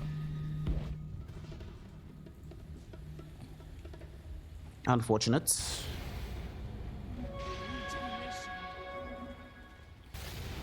How's Ghost doing? He's going to be one of the reasons if they eventually win. Sumiel's obviously going to be split pushing.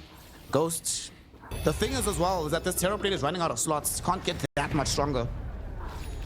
We're going to get Swift Blink, Ags, Moonshard. And then that's probably... you could get Butterfly, I guess, if you wanted against a Baden, since he is not going to buy True Strike. But yeah, he's kind of approaching the cap, and considering how farmed the Terrorblade is, his hero damage, this game has been pretty pitiful, right? They just haven't been able to find the right moments of opportunity in this mid game, and now you're effectively at this point kind of hoping that VP mess up somehow when they're pushing. We haven't talked about this too much either, but Queen of Pain is a monster late gamer. When she gets 6 slotted, this hero is crazy. And Octarine Core now arriving for Lornoff. Is that a possible reality? He has Octarine with the 25 blink target. 3-second blink cooldown on Queen of Pain. Yeah, nice. And of course with that shard, that's a 1.75 second silence. So you're already struggling to deal with the global silence from Rain Silencer. Now you have additional worries to have on your back. And with the Shivas, BKB, Kaya-san, she's more than happy to blink into the middle of the entire team, knowing that she's probably not going to die in that duration of the BKB. That's right, she can just blink in with BKB on, you global silence to prevent lasso, and then she should absolutely survive for 3 seconds to blink back out, maybe force some cooldowns. Silencer also has refresher, so you know you have the double silence to cover you. You can even throw one of them out, and then if it turns out it's a bad one, you're not like shit out of luck on Silencer, you're still off for something after. And Rain now is starting to work on an Aghanim Scepter for that global slow application of Arcane Curse. Global blink cancellation, very strong against heroes like Shaker and Bat. When you cast global, they just can't blink. Snare, I think it's time for me to inform you of the sad truth. This game is going to minute 90, and I just want you to know now that if you need to use the restroom, Now's the time. you cannot for a while. It's all good. I'll try to grab a bucket or something, you know. Bro, you don't know, man. I grew up, or not grew up, but my early years of playing Dota 2 and watching Dota 2, the pro scene, I fell in love with old school 90-minute rising Chinese Dota. Still to this day, one of my favorite Dota games is DK versus IG, TR3. 92 minutes. One team has lone druid, enemy team has anti-mage. I loved it so much. Alright, looks like VP want to try to prevent the 90-minute saga. They're going in with the banner. The banner's gone, and there's the glyph. Also got an Echo Stomp out onto Lorinov as he's sleeping. V2. Man, look how much damage he's taking. These spark rates, the right clicks from Sumail, gonna be forced back. Aegis So is expiring. This push is over, I think.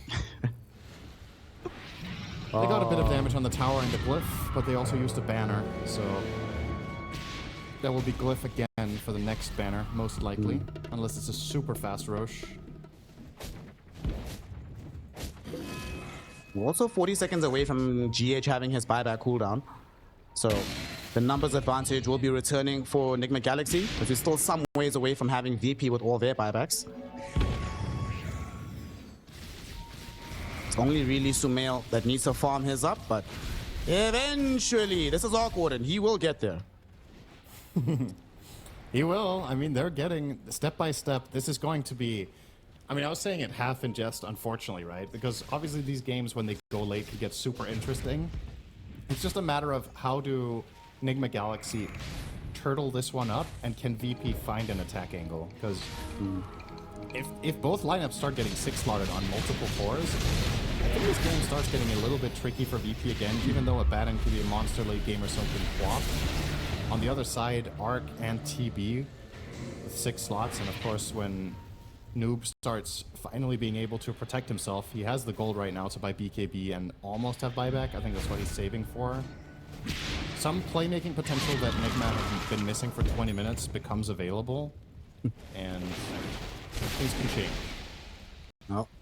It's not a BKB, my friend. He's gone for the Yule Scepter. He's gonna try to get into the Wind Waker.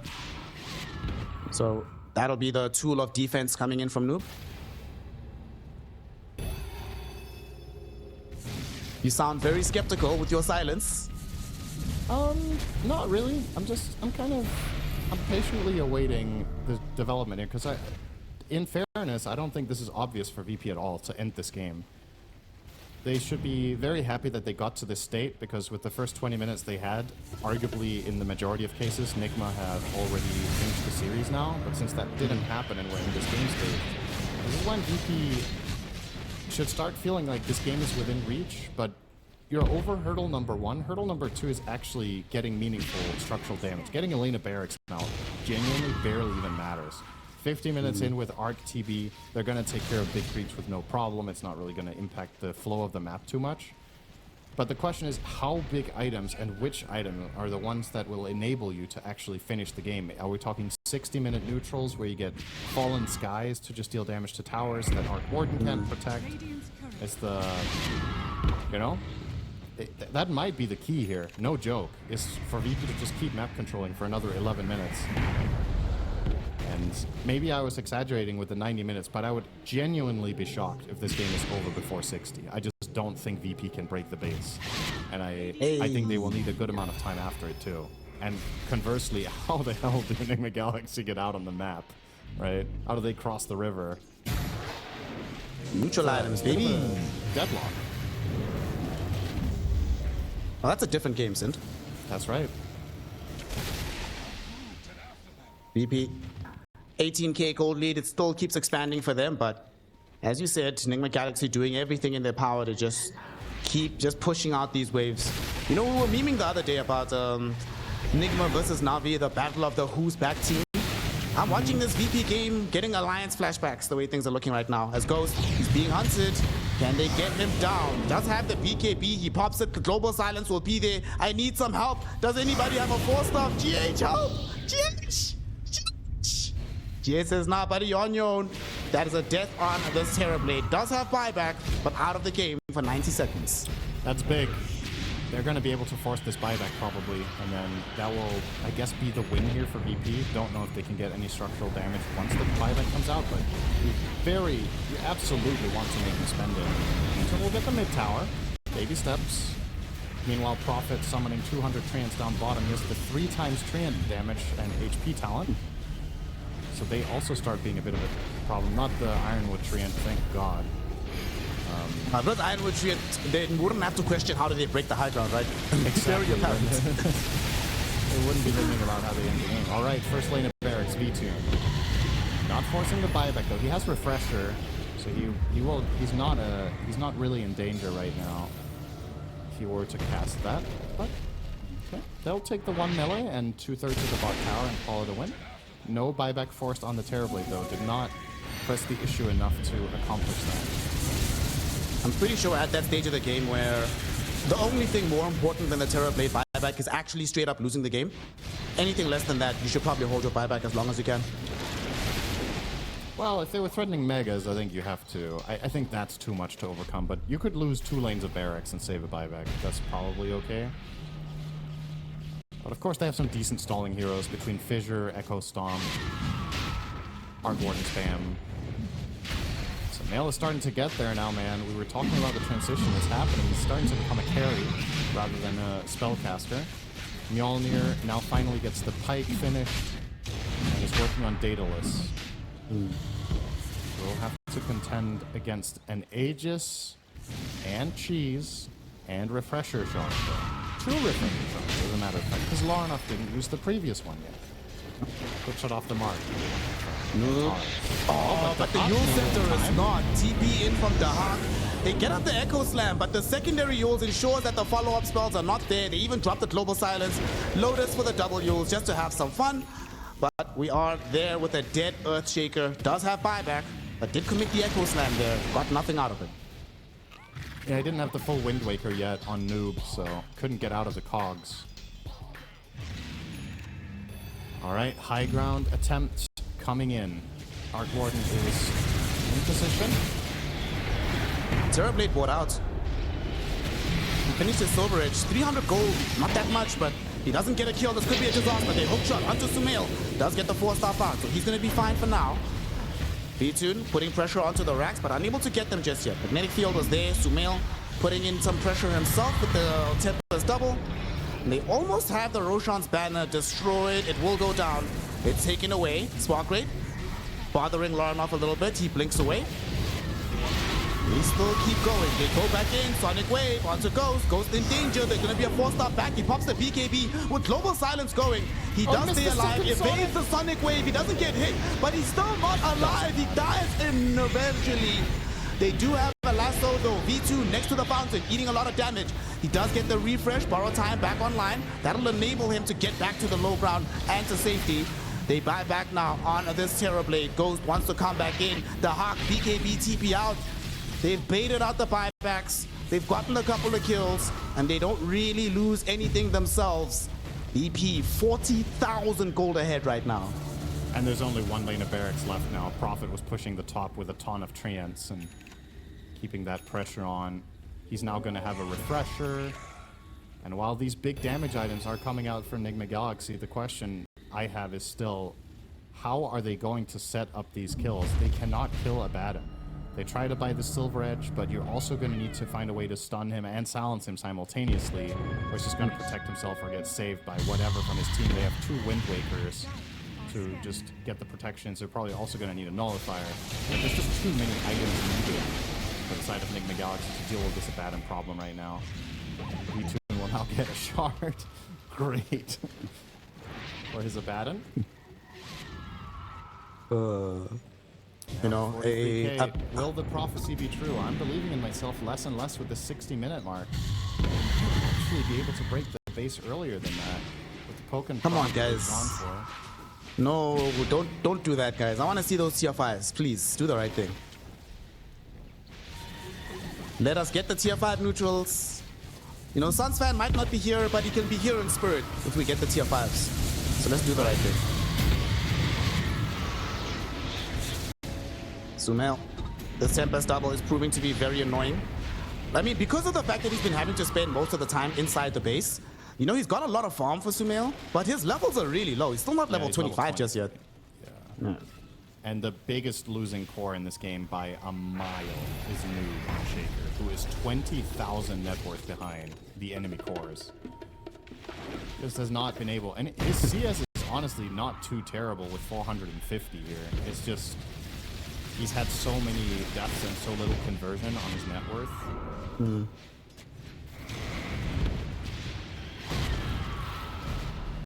One more lane could secure the 4 megas here for VP, and they're coming in nice and slow.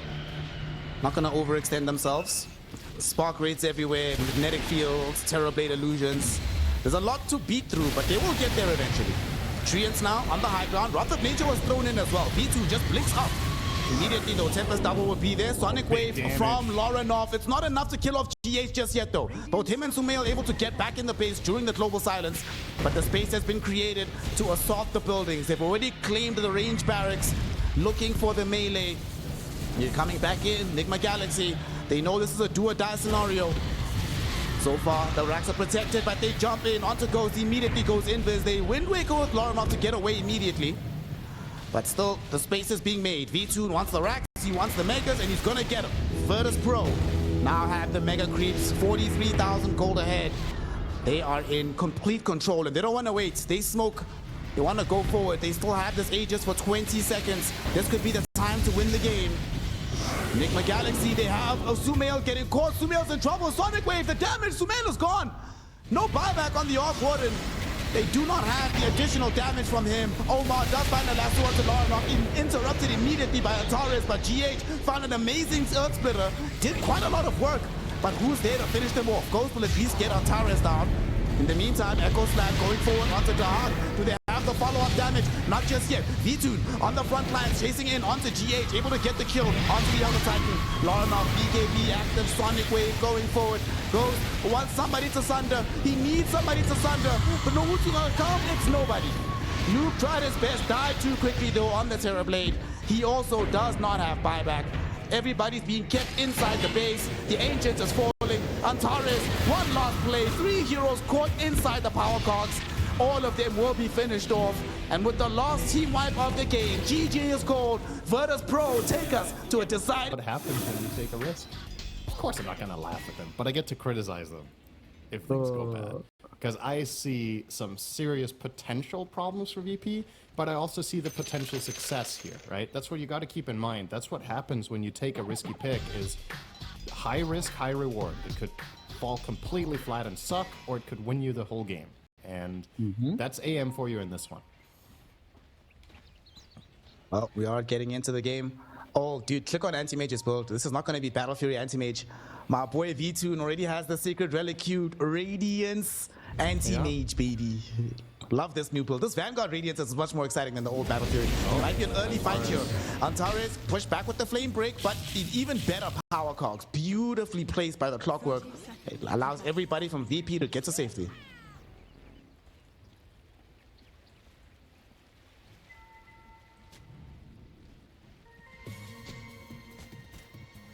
But Nigma Galaxy should still be a 2-2 trade at the end of the day on the bounty runes. Doesn't seem like VP has... could get 3. Oh, actually might get 3. Yeah? Maybe. I think they're going to get 3. Yeah, I think VP are really hesitant to contest this. Their level 1 is not good, right? So yeah. All right, Nigma Galaxy with a little bit of a head start here with the 3 runes. We'll be heading up to Cinderin. Yo. Remember yesterday when Heroic had that really bad laning phase in one of the drafts and they forced to switch things up in the lanes? We're seeing it again. V-Tune is starting the game on the top side. So he's going to be laning into the anti-mage at the beginning with V-Tune. Oh yeah, the offlane AM against Medusa. This is really good. And it's actually extremely good with Clockwork because the amount of time you can contain the Medusa and the cogs with Battery Assault here is really nice. I think this is going to maybe surprise Nigma Galaxy a little bit here as well. Double mana burn lane. Okay. All right, I love this game, man. And safe lane. I mean, Prophet Silencer is a really good lane against Beastmaster, right? With double ranged heroes with strong attacks. You get the regeneration benefit out of the nature's the soothing saplings facet on Prophet. You're doing quite well down here against a lane as fierce as Beastmaster Bat. It's also a silencer, right? So you have a little bit less incentive to go heavy into the sticky napalm for the Bat Rider. So a lot less harass in the lane. Gonna be intriguing to see how this all shakes out. The Hawk, of course, had a bit of a tough start in game 1 and still on game 2, excuse me, and still ended up doing really well down the stretch. So in this game with a better start, can only imagine the kind of influence it can have on the game, especially while waiting for the anti-mage to come online.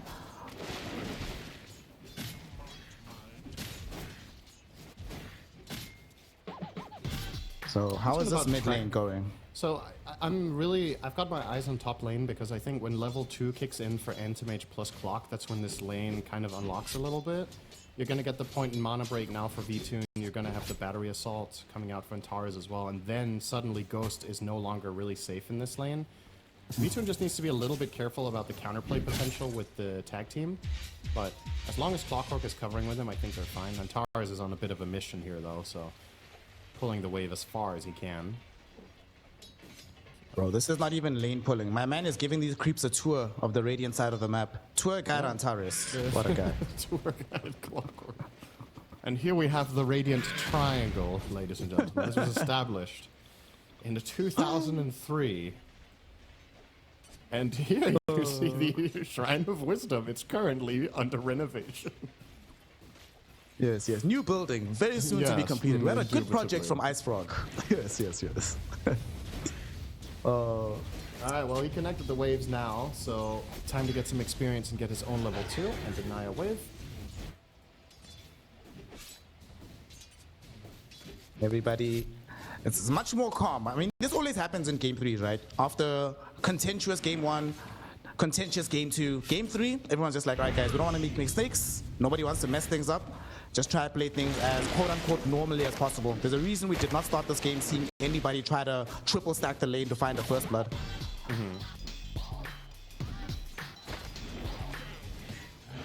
You can tell from the hero placements up top. I think VP really want to try to do something aggressive, but so far struggling to make that connection. All right, that's tag team down. GH. Antares will take a lot of damage for this. Gorgon's Grasp will be there onto Antares, but not enough damage in the end. Rocket Flare. Oh, bottom. The Hawk getting gone on. Omar finds the first blood. Rain could not hold him back despite casting both of his spells on Omar. Omar was happy to make the chase happen. Beautifully done by the side of Nigma Galaxy. More space for Noob to get some farm and levels now. Another tag team up top from GH. He's now out of mana, but he has 2 mangoes to work with, both for himself and for Ghost. And you gotta say, considering that VP put the lane this way to try to counter the Medusa, mission failed so far. I think Antimage has barely even hit Ghost. We're 4 minutes in. GH just being the wall on Tusk. Doing what It also needs has to a be Lotus. Yeah, it's got a Lotus. 12 one charges on Ghost. You're not killing this man. I think that window is closed. Just gotta focus on your own farming now.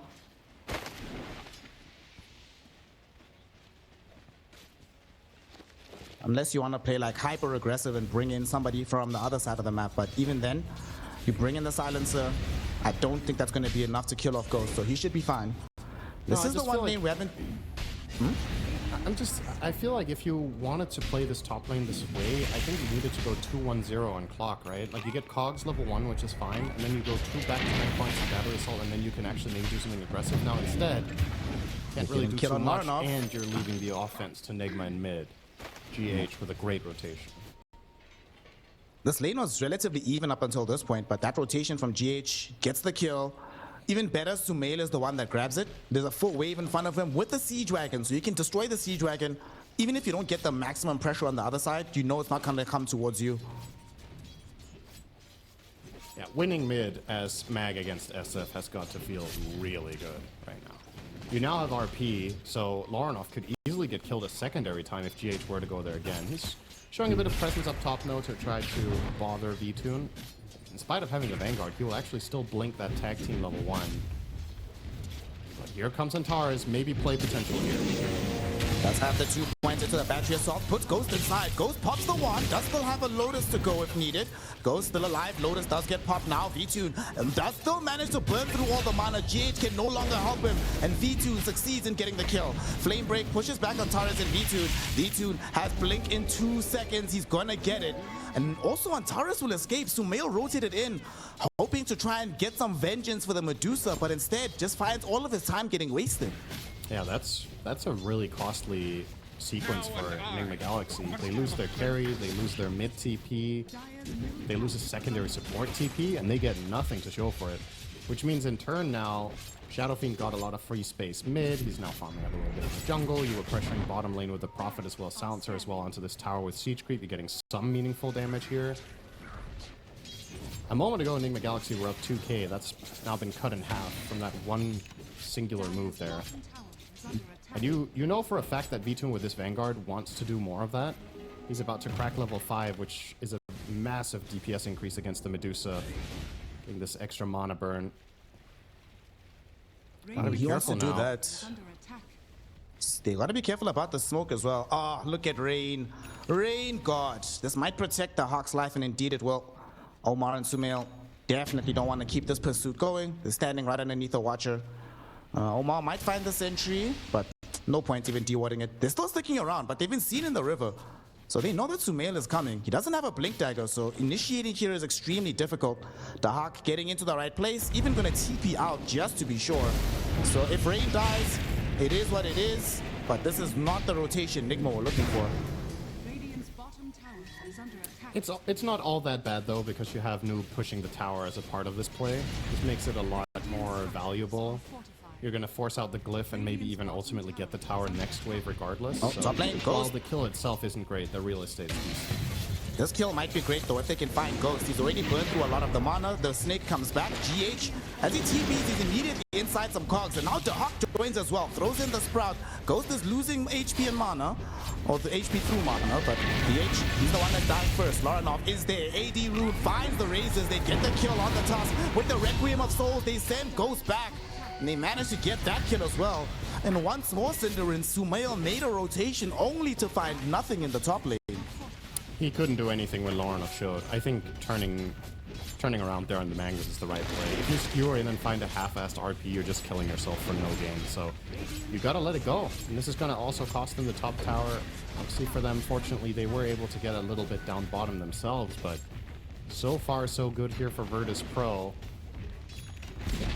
It wasn't looking great a few minutes ago, but a couple of successful moves put them on the map. Prophet is now about to crack level 6. Clockwork getting a lot of experience down bottom, by the way, so this will be a relatively timely hookshot too. And he's got some good friends to play with. Hookshot is great with Shadow Fiend, it's great with the Anti-Mage, it's great with the Prophet, and of course the X factor of Global Silence, enabling them to find those plays. But Nigma Galaxy turning up the pressure here, taking mid tier 1 as well. And oh, Omar, hello, walking into rain. We do see him. Sumail also gets in the shockwave. The skewer forward finds the kill. Arcane Curse, is it going to take him out? He's at 90. He's doing so much damage. Wrath of Nature thrown in. He's actually dead. He's getting owned by Stokes. He's burning himself to death with the curse. Oh no. That's unfortunate. But on the bright side, they did get the tower. That's the one thing that's been going right for Nigma, right? Noob has had such a good lane. He took the tier 1 bottom. He's circled to take tier 1 mid. All this before he's even made a big rotation to try and roll. So in some ways, Sumail, it sucks that he's had to make these moves and get nothing. But Noob getting this good of a start might still set them up for success down the stretch that makes us feel okay in the long run. Yeah, it is a pretty interesting game when you look at the net worth breakdown, right? AM and Deuce are pretty close together, but none of them is near the top on these two cores. The top 3 currently are mids and offlaners, so it's going to be a game where the carries of both teams will need a little bit of time to build up, and then, you know, you would default to thinking that Nigma Galaxy with the better playmaking heroes and the better early aggression with Beastmaster, etc. will be able to put the pressure onto VP, but so far so good, right? It's just they've kept it an even 4-4 here, not finding too many openings on the dire heroes just yet. And we'll try now, though, with a little smoke here from Omar. Not really sure what the purpose of this play is. No backup. I can tell you the purpose of the play. Was a mix. I think it was a mistake. Maybe it was moving something in inventory. Oh, maybe, like, yeah. Because he doesn't have any wards with him, so he's not warding anything. He was all by himself. Yeah, I think that's what happened. I don't know. This one seemed a little bit off. It's like when you just buy BKB, you use it and you just tell the team, just testing if the button works, guys. Don't worry. We do now have a Blink Dagger for Sumail, so we could see this Magnus try to make another move. Last time when he rotated bottom, he couldn't find a kill. This time around, though, he could. Unfortunately, his blink has been scouted, standing right next to an observer ward, and the trigger of the Invis rune is scouted. So now they know they can jump GH while Sumail's not there just yet. Can they blow him up in time? Time is being bought by GH. Sumail thinking about it, but realizes it's a bad idea. With the entire team of VP being there, there's no way for this blink to be revealed. When this Shadow Fiend gets Yasha, Kaya, and Dagger, he is a 2-man kill squad with Clock. They can kill every hero on the map for a long time. He just gonna try to kill the Hawk.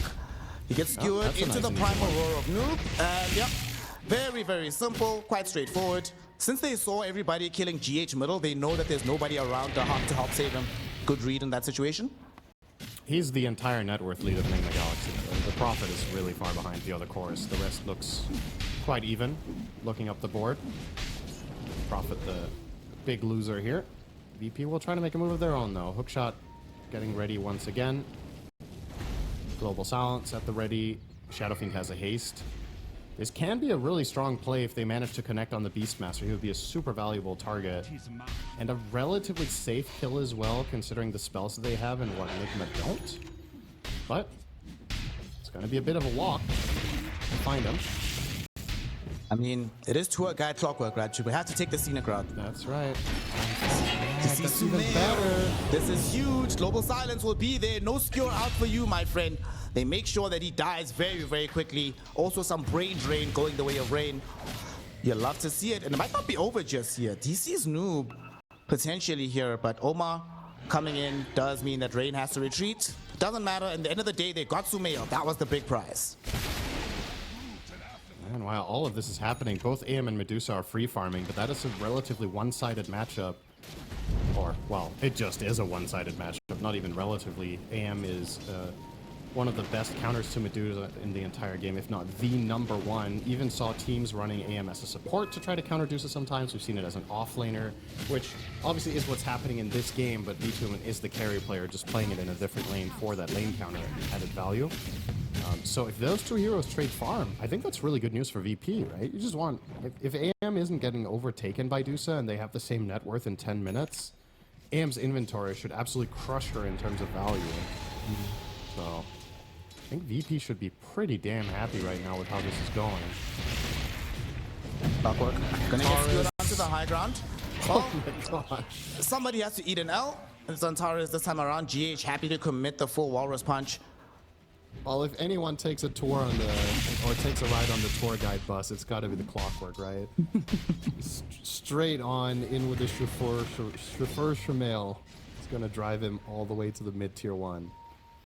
And now they're going to convert this to a top tier 1 push. So again, Nigma Galaxy finding a kill means finding a tower. And this one, you just got to let go. This push is way too strong. One of those games where it's very even across the board. Like you mentioned, the Prophet is the one that's behind. But for Nigma, that means that they can effectively play with 3 cores right now, while VP is still waiting for Dahak to be more effective. He only has the Urn of Shadows trying to get Aghanim shot, but it's going to be a while before we see real impact from him.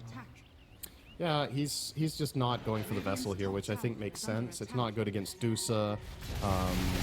You're probably better off getting a higher, like the value of vision in fights for Shadow Fiend and Anti-Mage is incredible. From the Curse of the Old Growth, you offer more in fights with Oh, jump. Antares, they get the jump out onto the Bat Rider, but they commit global for this? Dude, if I'm Nigma, I'm ecstatic. I want to re-engage, in fact. And Sumail's thinking about it. He's going forward. He finds the skewer back onto Antares. They drag the Clockwork towards the rest of the team, and they kill him off with the Wild Axes. Big mistake from Virtus.pro there. It's not too consequential, I think, because I don't know if Nigma Galaxy can really turn this into anything. There's no tier 1 tower left to claim. They can't really go Roche. So yeah, your global is down, but usually global being down is a major downside if the enemy team is forcing you to take a fight that you really don't want to have to. But if Noob had Ags, this would be Roche, right? But when you're going the Overlord build, this threat is not the same. I mean, you could probably still do it with tag team, to be honest, if Nigma wanted to. Oh, that window is closed. Everybody is respawned now from Virtus.pro. And still 60 seconds until we have global silence, but yeah, there's no way we're gonna go Roche at this moment. Which one is about to have Radiance?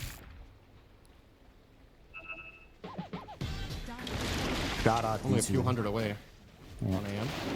Curious to see if VP are going to try to take a more aggressive angle then of just forcing AM into fights while Medusa is inevitably off farming in the jungle, so trying to play a 5v4.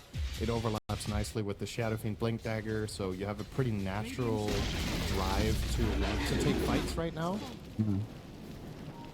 I don't know if the last time I've seen this build on Clockwork, by the way, is 0 points in battery, so... The Hawk top gets a lasso onto himself, so Omar is able to kill him, and the Urn of Shadows unfortunately expires before the Bat Rider dies, and the Firefly finishes just in time, so he's gonna be okay. I think you can't die from Firefly, right? You can get to 1 health, I think? Yeah, but then if the Firefly was still going while yeah, he was under still Urn. earned. Yeah. Antares on his Clockwork without the battery assault. He's setting up potentially for a jump bottom. They have Noranov with them. There's the RP out to the anti-mage. Global silence immediately though to cover them. And Ghost, he's already committed Stone Gaze, so he doesn't have it anymore. Antares holding him in position for a little bit, but the rest of his lineup doesn't really want to go in. I think VP missed out on a big opportunity there. I think that was fightable for sure. If they had communicated a little bit better, when that global silence comes out, I think V2 needs to stay in and fight together with Antares to just kill Dusa. Instead, nice little quick and easy pick here from Noob onto Sound. Skill, because Omar was involved in that kill, he gets to finish off the gold for his Blink Dagger, so that'll be emerging now for the Bat. And unlike in game 2, he doesn't have to worry about an Abaddon, so he should be able to reliably get these lassos off. As his team will finally now have the space to enter into the Roshan pit. Tag team, full Beastmaster army. Omar being nearby, they should be able to grab this one. Yep. Down it goes. 3K lead now for Nigma plus an Aegis. Looking quite good. Okay, never mind. They move out. Rocket Fair will scout them again. They give up on it. What? Well, they don't give up on it. They give down on it. They give up only to get down. Okay, somebody has to... All right, here comes Noob with Aegis. Interesting. I want to clip that from you. They get up to get down. Sounds like a voice line. They give up to get down. Exactly. When would you ever use that voice line? Hey man, my pubs are chaotic. I find many opportunities. While that was happening and the Roshan is being taken away, there was still farm being accrued by the side of Virtus.pro. We're getting closer towards Axe for the Shadow Fiend. Getting closer towards the Manta for the Anti-Mage. Unfortunately, the Hawk really wishes he had the Crimson Guard right now. It will not matter, as he will be brought down, killed off. Sumail gets the credit, and that's going to finish off the BKB practically for the Magnus. Yeah, there's a couple of decent items here approaching now for the side of Nigma Galaxy. That BKB on him. Medusa is getting pretty close to a butterfly, which changes the AM dynamic drastically for a while. Having that evasion on her is a big help. And effectively, both carries will be struggling to hit each other, the AM with the Radiance and Medusa with the Butter. But considering it's a matchup that is inherently unfavorable to Medusa, if she can equalize that problem, that's good for her. Neither carry hits each other ever. Medusa is very happy about that. She could trade a curse here where they both get 100% evasion against each other. She's pressing yes on that one immediately and winning the game by killing his team. But Noob secures the tier 2 tower for his team. Beastmaster is top of the net worth. We are having one of those, you know, we don't get these offlane beast games anymore. We sometimes see it from the mid beast where they're like top of the net worth, dominating everything, taking tower after tower after tower. It's nice to see Noob remind us why this hero needed some nerfs last patch. oh, this could get spicy. They have global and they have really good position here on VP. Smoke up. It's only two of them though. Omar, he gets Requiemed, but they pop him. It's global for just the two of them. Sumail is going to get them both. RP at the ready will now be deployed. They thought they were making a trap happen. Instead, they were the ones that were the bait. They get eaten alive, Sind. Bat Rider for Shadow Fiend Clock. Hashtag worth for Nigma Galaxy. And they're not done just yet. They're coming bottom. They've come across the Hawk. He was trying to steal the Shrine of Wisdom. Instead, his own life might be forfeit. V2 though TP'd in, hoping to try and bring down Sumail. The Mana Blade not going to be enough. GH saves them with the snowball. They do eventually kill off Sumail, but it cost the life of the Hawk. GH will be here to prevent the Wisdom Shrine steal. V2 bounces back the Mystic Snake, goes back in looking for GH right now. Luke is there with the Primal Roar. They're thinking about it. Roar is going to be committed. Do they have enough lockdown though? They don't just yet. He blinks forward. However, GH looking to come in. No. Rain denies him the opportunity with the Arcane Curse, Lost Word, and the Blood Grenade. So as the Tusk dies, it secures the Anti-Mage's life. This game still hanging by a thread, but Nigma coming off the better for it. This is something else. I mean, this whole fight up top happening out of the smoke. They're just setting a two-man trap at the Tormentor. They don't fully get away with it, but at the very least the RP gets expended, so Sumail doesn't have it for the follow-up fight bottom. When they roar V2, he doesn't reflect it, but they don't have the damage to kill him anyway. So he gets to get out and get a kill on the way, and then Silencer also kills the Tusk. When the dust settles, that was a VP win in all of that, in spite of the trade-off that they took up top at the Tormentor. That's not too bad. And they're approaching some really key timing here. Shadow Fiend closing in on Axe will be huge for him. AM almost has Manta, which is a game-changing item. Prophet now has the Crimson. There's a lot of good things happening right now for VP. And they'll also get a lot of nice quick cats here. Good stuff from Antares. Dude, yep. I think this was starting to look really my favorite. I'm going to go with that big gold. I don't think this 5k lead, or even 3k at this point, is that big of a deal, considering the AM against DOTA interaction and how good AM can be against Beastmaster as well with clutch timings and good fingers on the counterspell. I don't know, this is anyone's game. And I said I thought either VP were going to get run over in a 30-minute game or they were going to win a long game. So at this point, for that prediction to be true. We're over hurdle number 1 for VP. Now they got to get to that longer game, and Nigma Galaxy probably want to avoid that happening. Try to win a couple of decisive fights soon. Well, Noob heard you. He's like, oh, so I've got 7 minutes to win. Don't worry, gang. Let me pop a tier 2 right quick. Try to make some space on the map. For full AC overload, essence ring, drums of endurance. Good luck killing this Beastmaster. Yeah, he's super tanky. They're gonna smoke now. Him and the gang. Aegis is out. Yeah. They don't have any vision though, so they're not gonna catch anybody on the top side of the map. The Hawk trying to steal the Wisdom Shrine at 24 minutes here. Obviously does not spawn then. He's just hanging out waiting for creeps to spawn. I kid. The Hawk stayed in school. He knows the table of 7s. Quickly, what's 7 times 8? 7 times 8 is 56. Alright, that's good. You're ready for later. Down bottom. Antares. What a hook shot towards the creep wave. They smoked and took a twin gate for that one. And the Wrath of Nature from Dahak, it disables the blink dagger of Sumail. So you can't keep the chase going. Okay, you like to see it. VP. They get out, and there's not a tier 2 tower to take. Do you think Nigma really going to try and force this issue, or is it just that Noob forcing in the wave right now? I feel like in theory this is possible if you got any pick. But if you're going in just blind 5v5 into the enemy base, the risk reward of that, I don't know how much I like that against SF Ags, Blink, plus Global.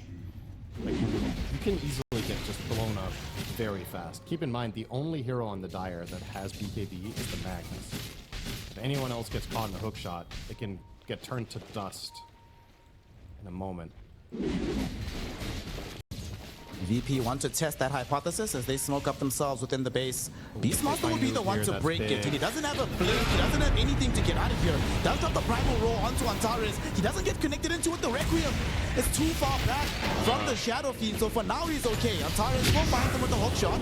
So they kill off Antares very quickly. Global Silence is there, and V2 trying to kill these heroes off, but Noob, he still stays standing. And now Sumail with BKB active, he still has access to the RP. They drag back the lasso onto Dahak. Nature's Prophet is gonna go down. He threw out a Wrath of Nature, but it was simply a token effect. He knew he was cooked, and as he goes down, look where this creep wave is down bottom with the Siege Dragon, Cinderin. Are we gonna see some damage on the tier 3 tower? Yes, but what the hell happened with the Requiem? He must have been hit by like a Beastmaster Boar on Lorinov. That entire play was perfectly clean from VP if they just get the Requiem connection. Maybe he was trying to Requiem outside and then blink in with the returning wave, but the problem is his dagger was just cancelled, so that whole thing fell apart. And Nigma Galaxy with a huge and immediate punish are going to get the first lane of barracks of the game, and guess what?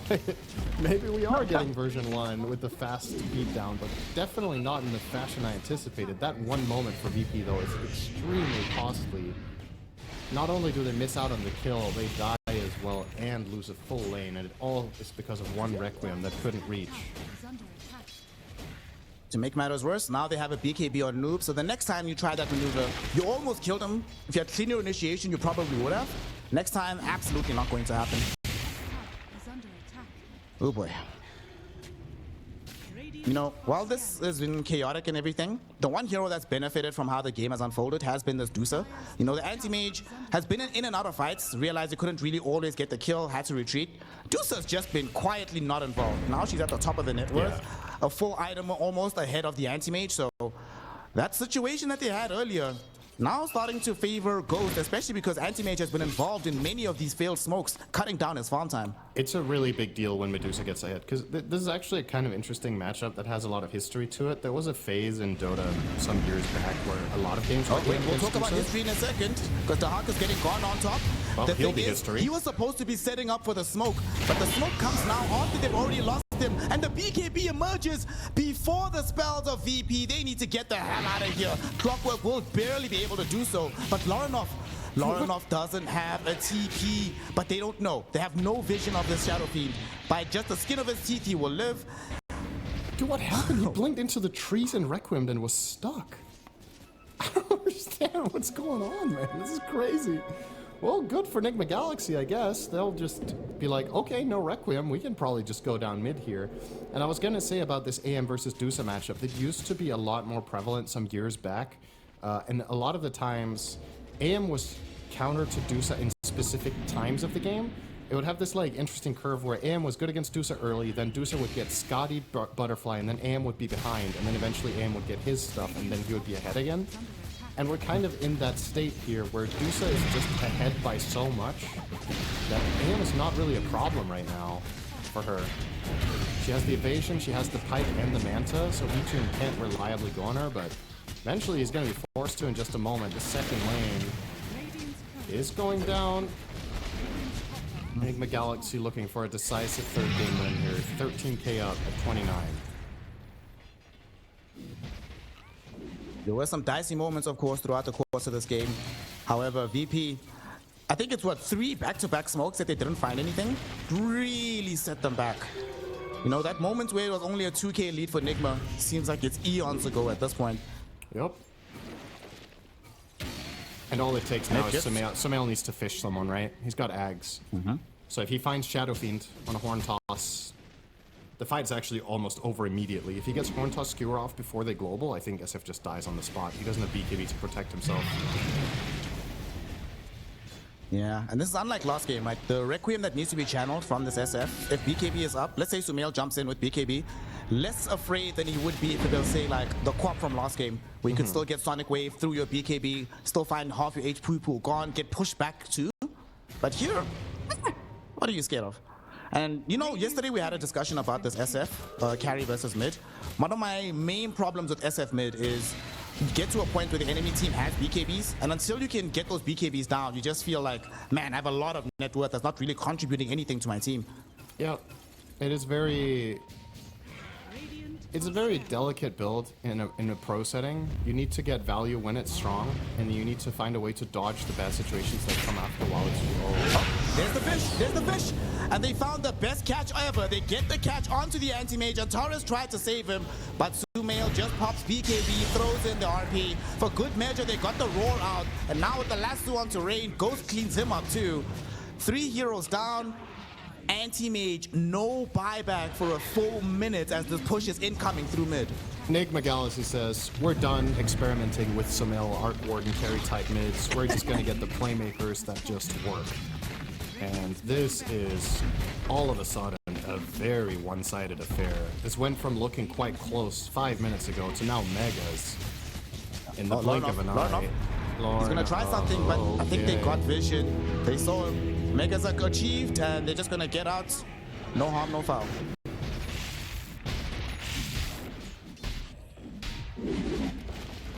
So, you are Mega right now. You know, in bygone eras, you'd say, well, it's Megas, yes, but Anti-Mage is not the worst hero against Megas. You still have the Shadow Fiend. However, neither of them have itemized for the classic anti-Megas push that you get from these heroes. Spellcaster SF, Radiant Anti-Mage, that does not sound like a lineup to deal with Megas to me. Snare, I'm pretty sure any lineup against Megas at 30 minutes is Mega Cope saying that we'll be all right. I don't think 30 minutes in, you take any 5 heroes that you want. I am not happy. It genuinely doesn't matter. Even if they have the perfect items and the perfect heroes, this early in the game being down Megas is a death sentence. It's borderline impossible to get back. We've seen Mega Creep comebacks plenty of times in Dota's history, but at around 30 minutes, I think you can count on probably 2 fingers the amount of times this has ever happened. Against 30-minute Megas that a team wins? At 40, 45, different story, but like, how on earth do you handle this pressure with the items that your heroes have right now? That is but as always, I love your positive outlook, man. It's refreshing. It's 2% chance. It's 2%. And Torres, well, he does not have any way to live through this. He is just very dead. Not that buyback, but the Arc gets caught as well by Noob. And now the lasso onto Vitune. Even through the global silence, they just kill him off. He doesn't have buyback on the anti-mage. Rain about to die as well, granting an ultra kill to Ghost. The Heart, bro. The Heart, come on, dog. Give him the rampage. Do the right thing. Allow him to have it. No! The game ends. It doesn't get the rampage for...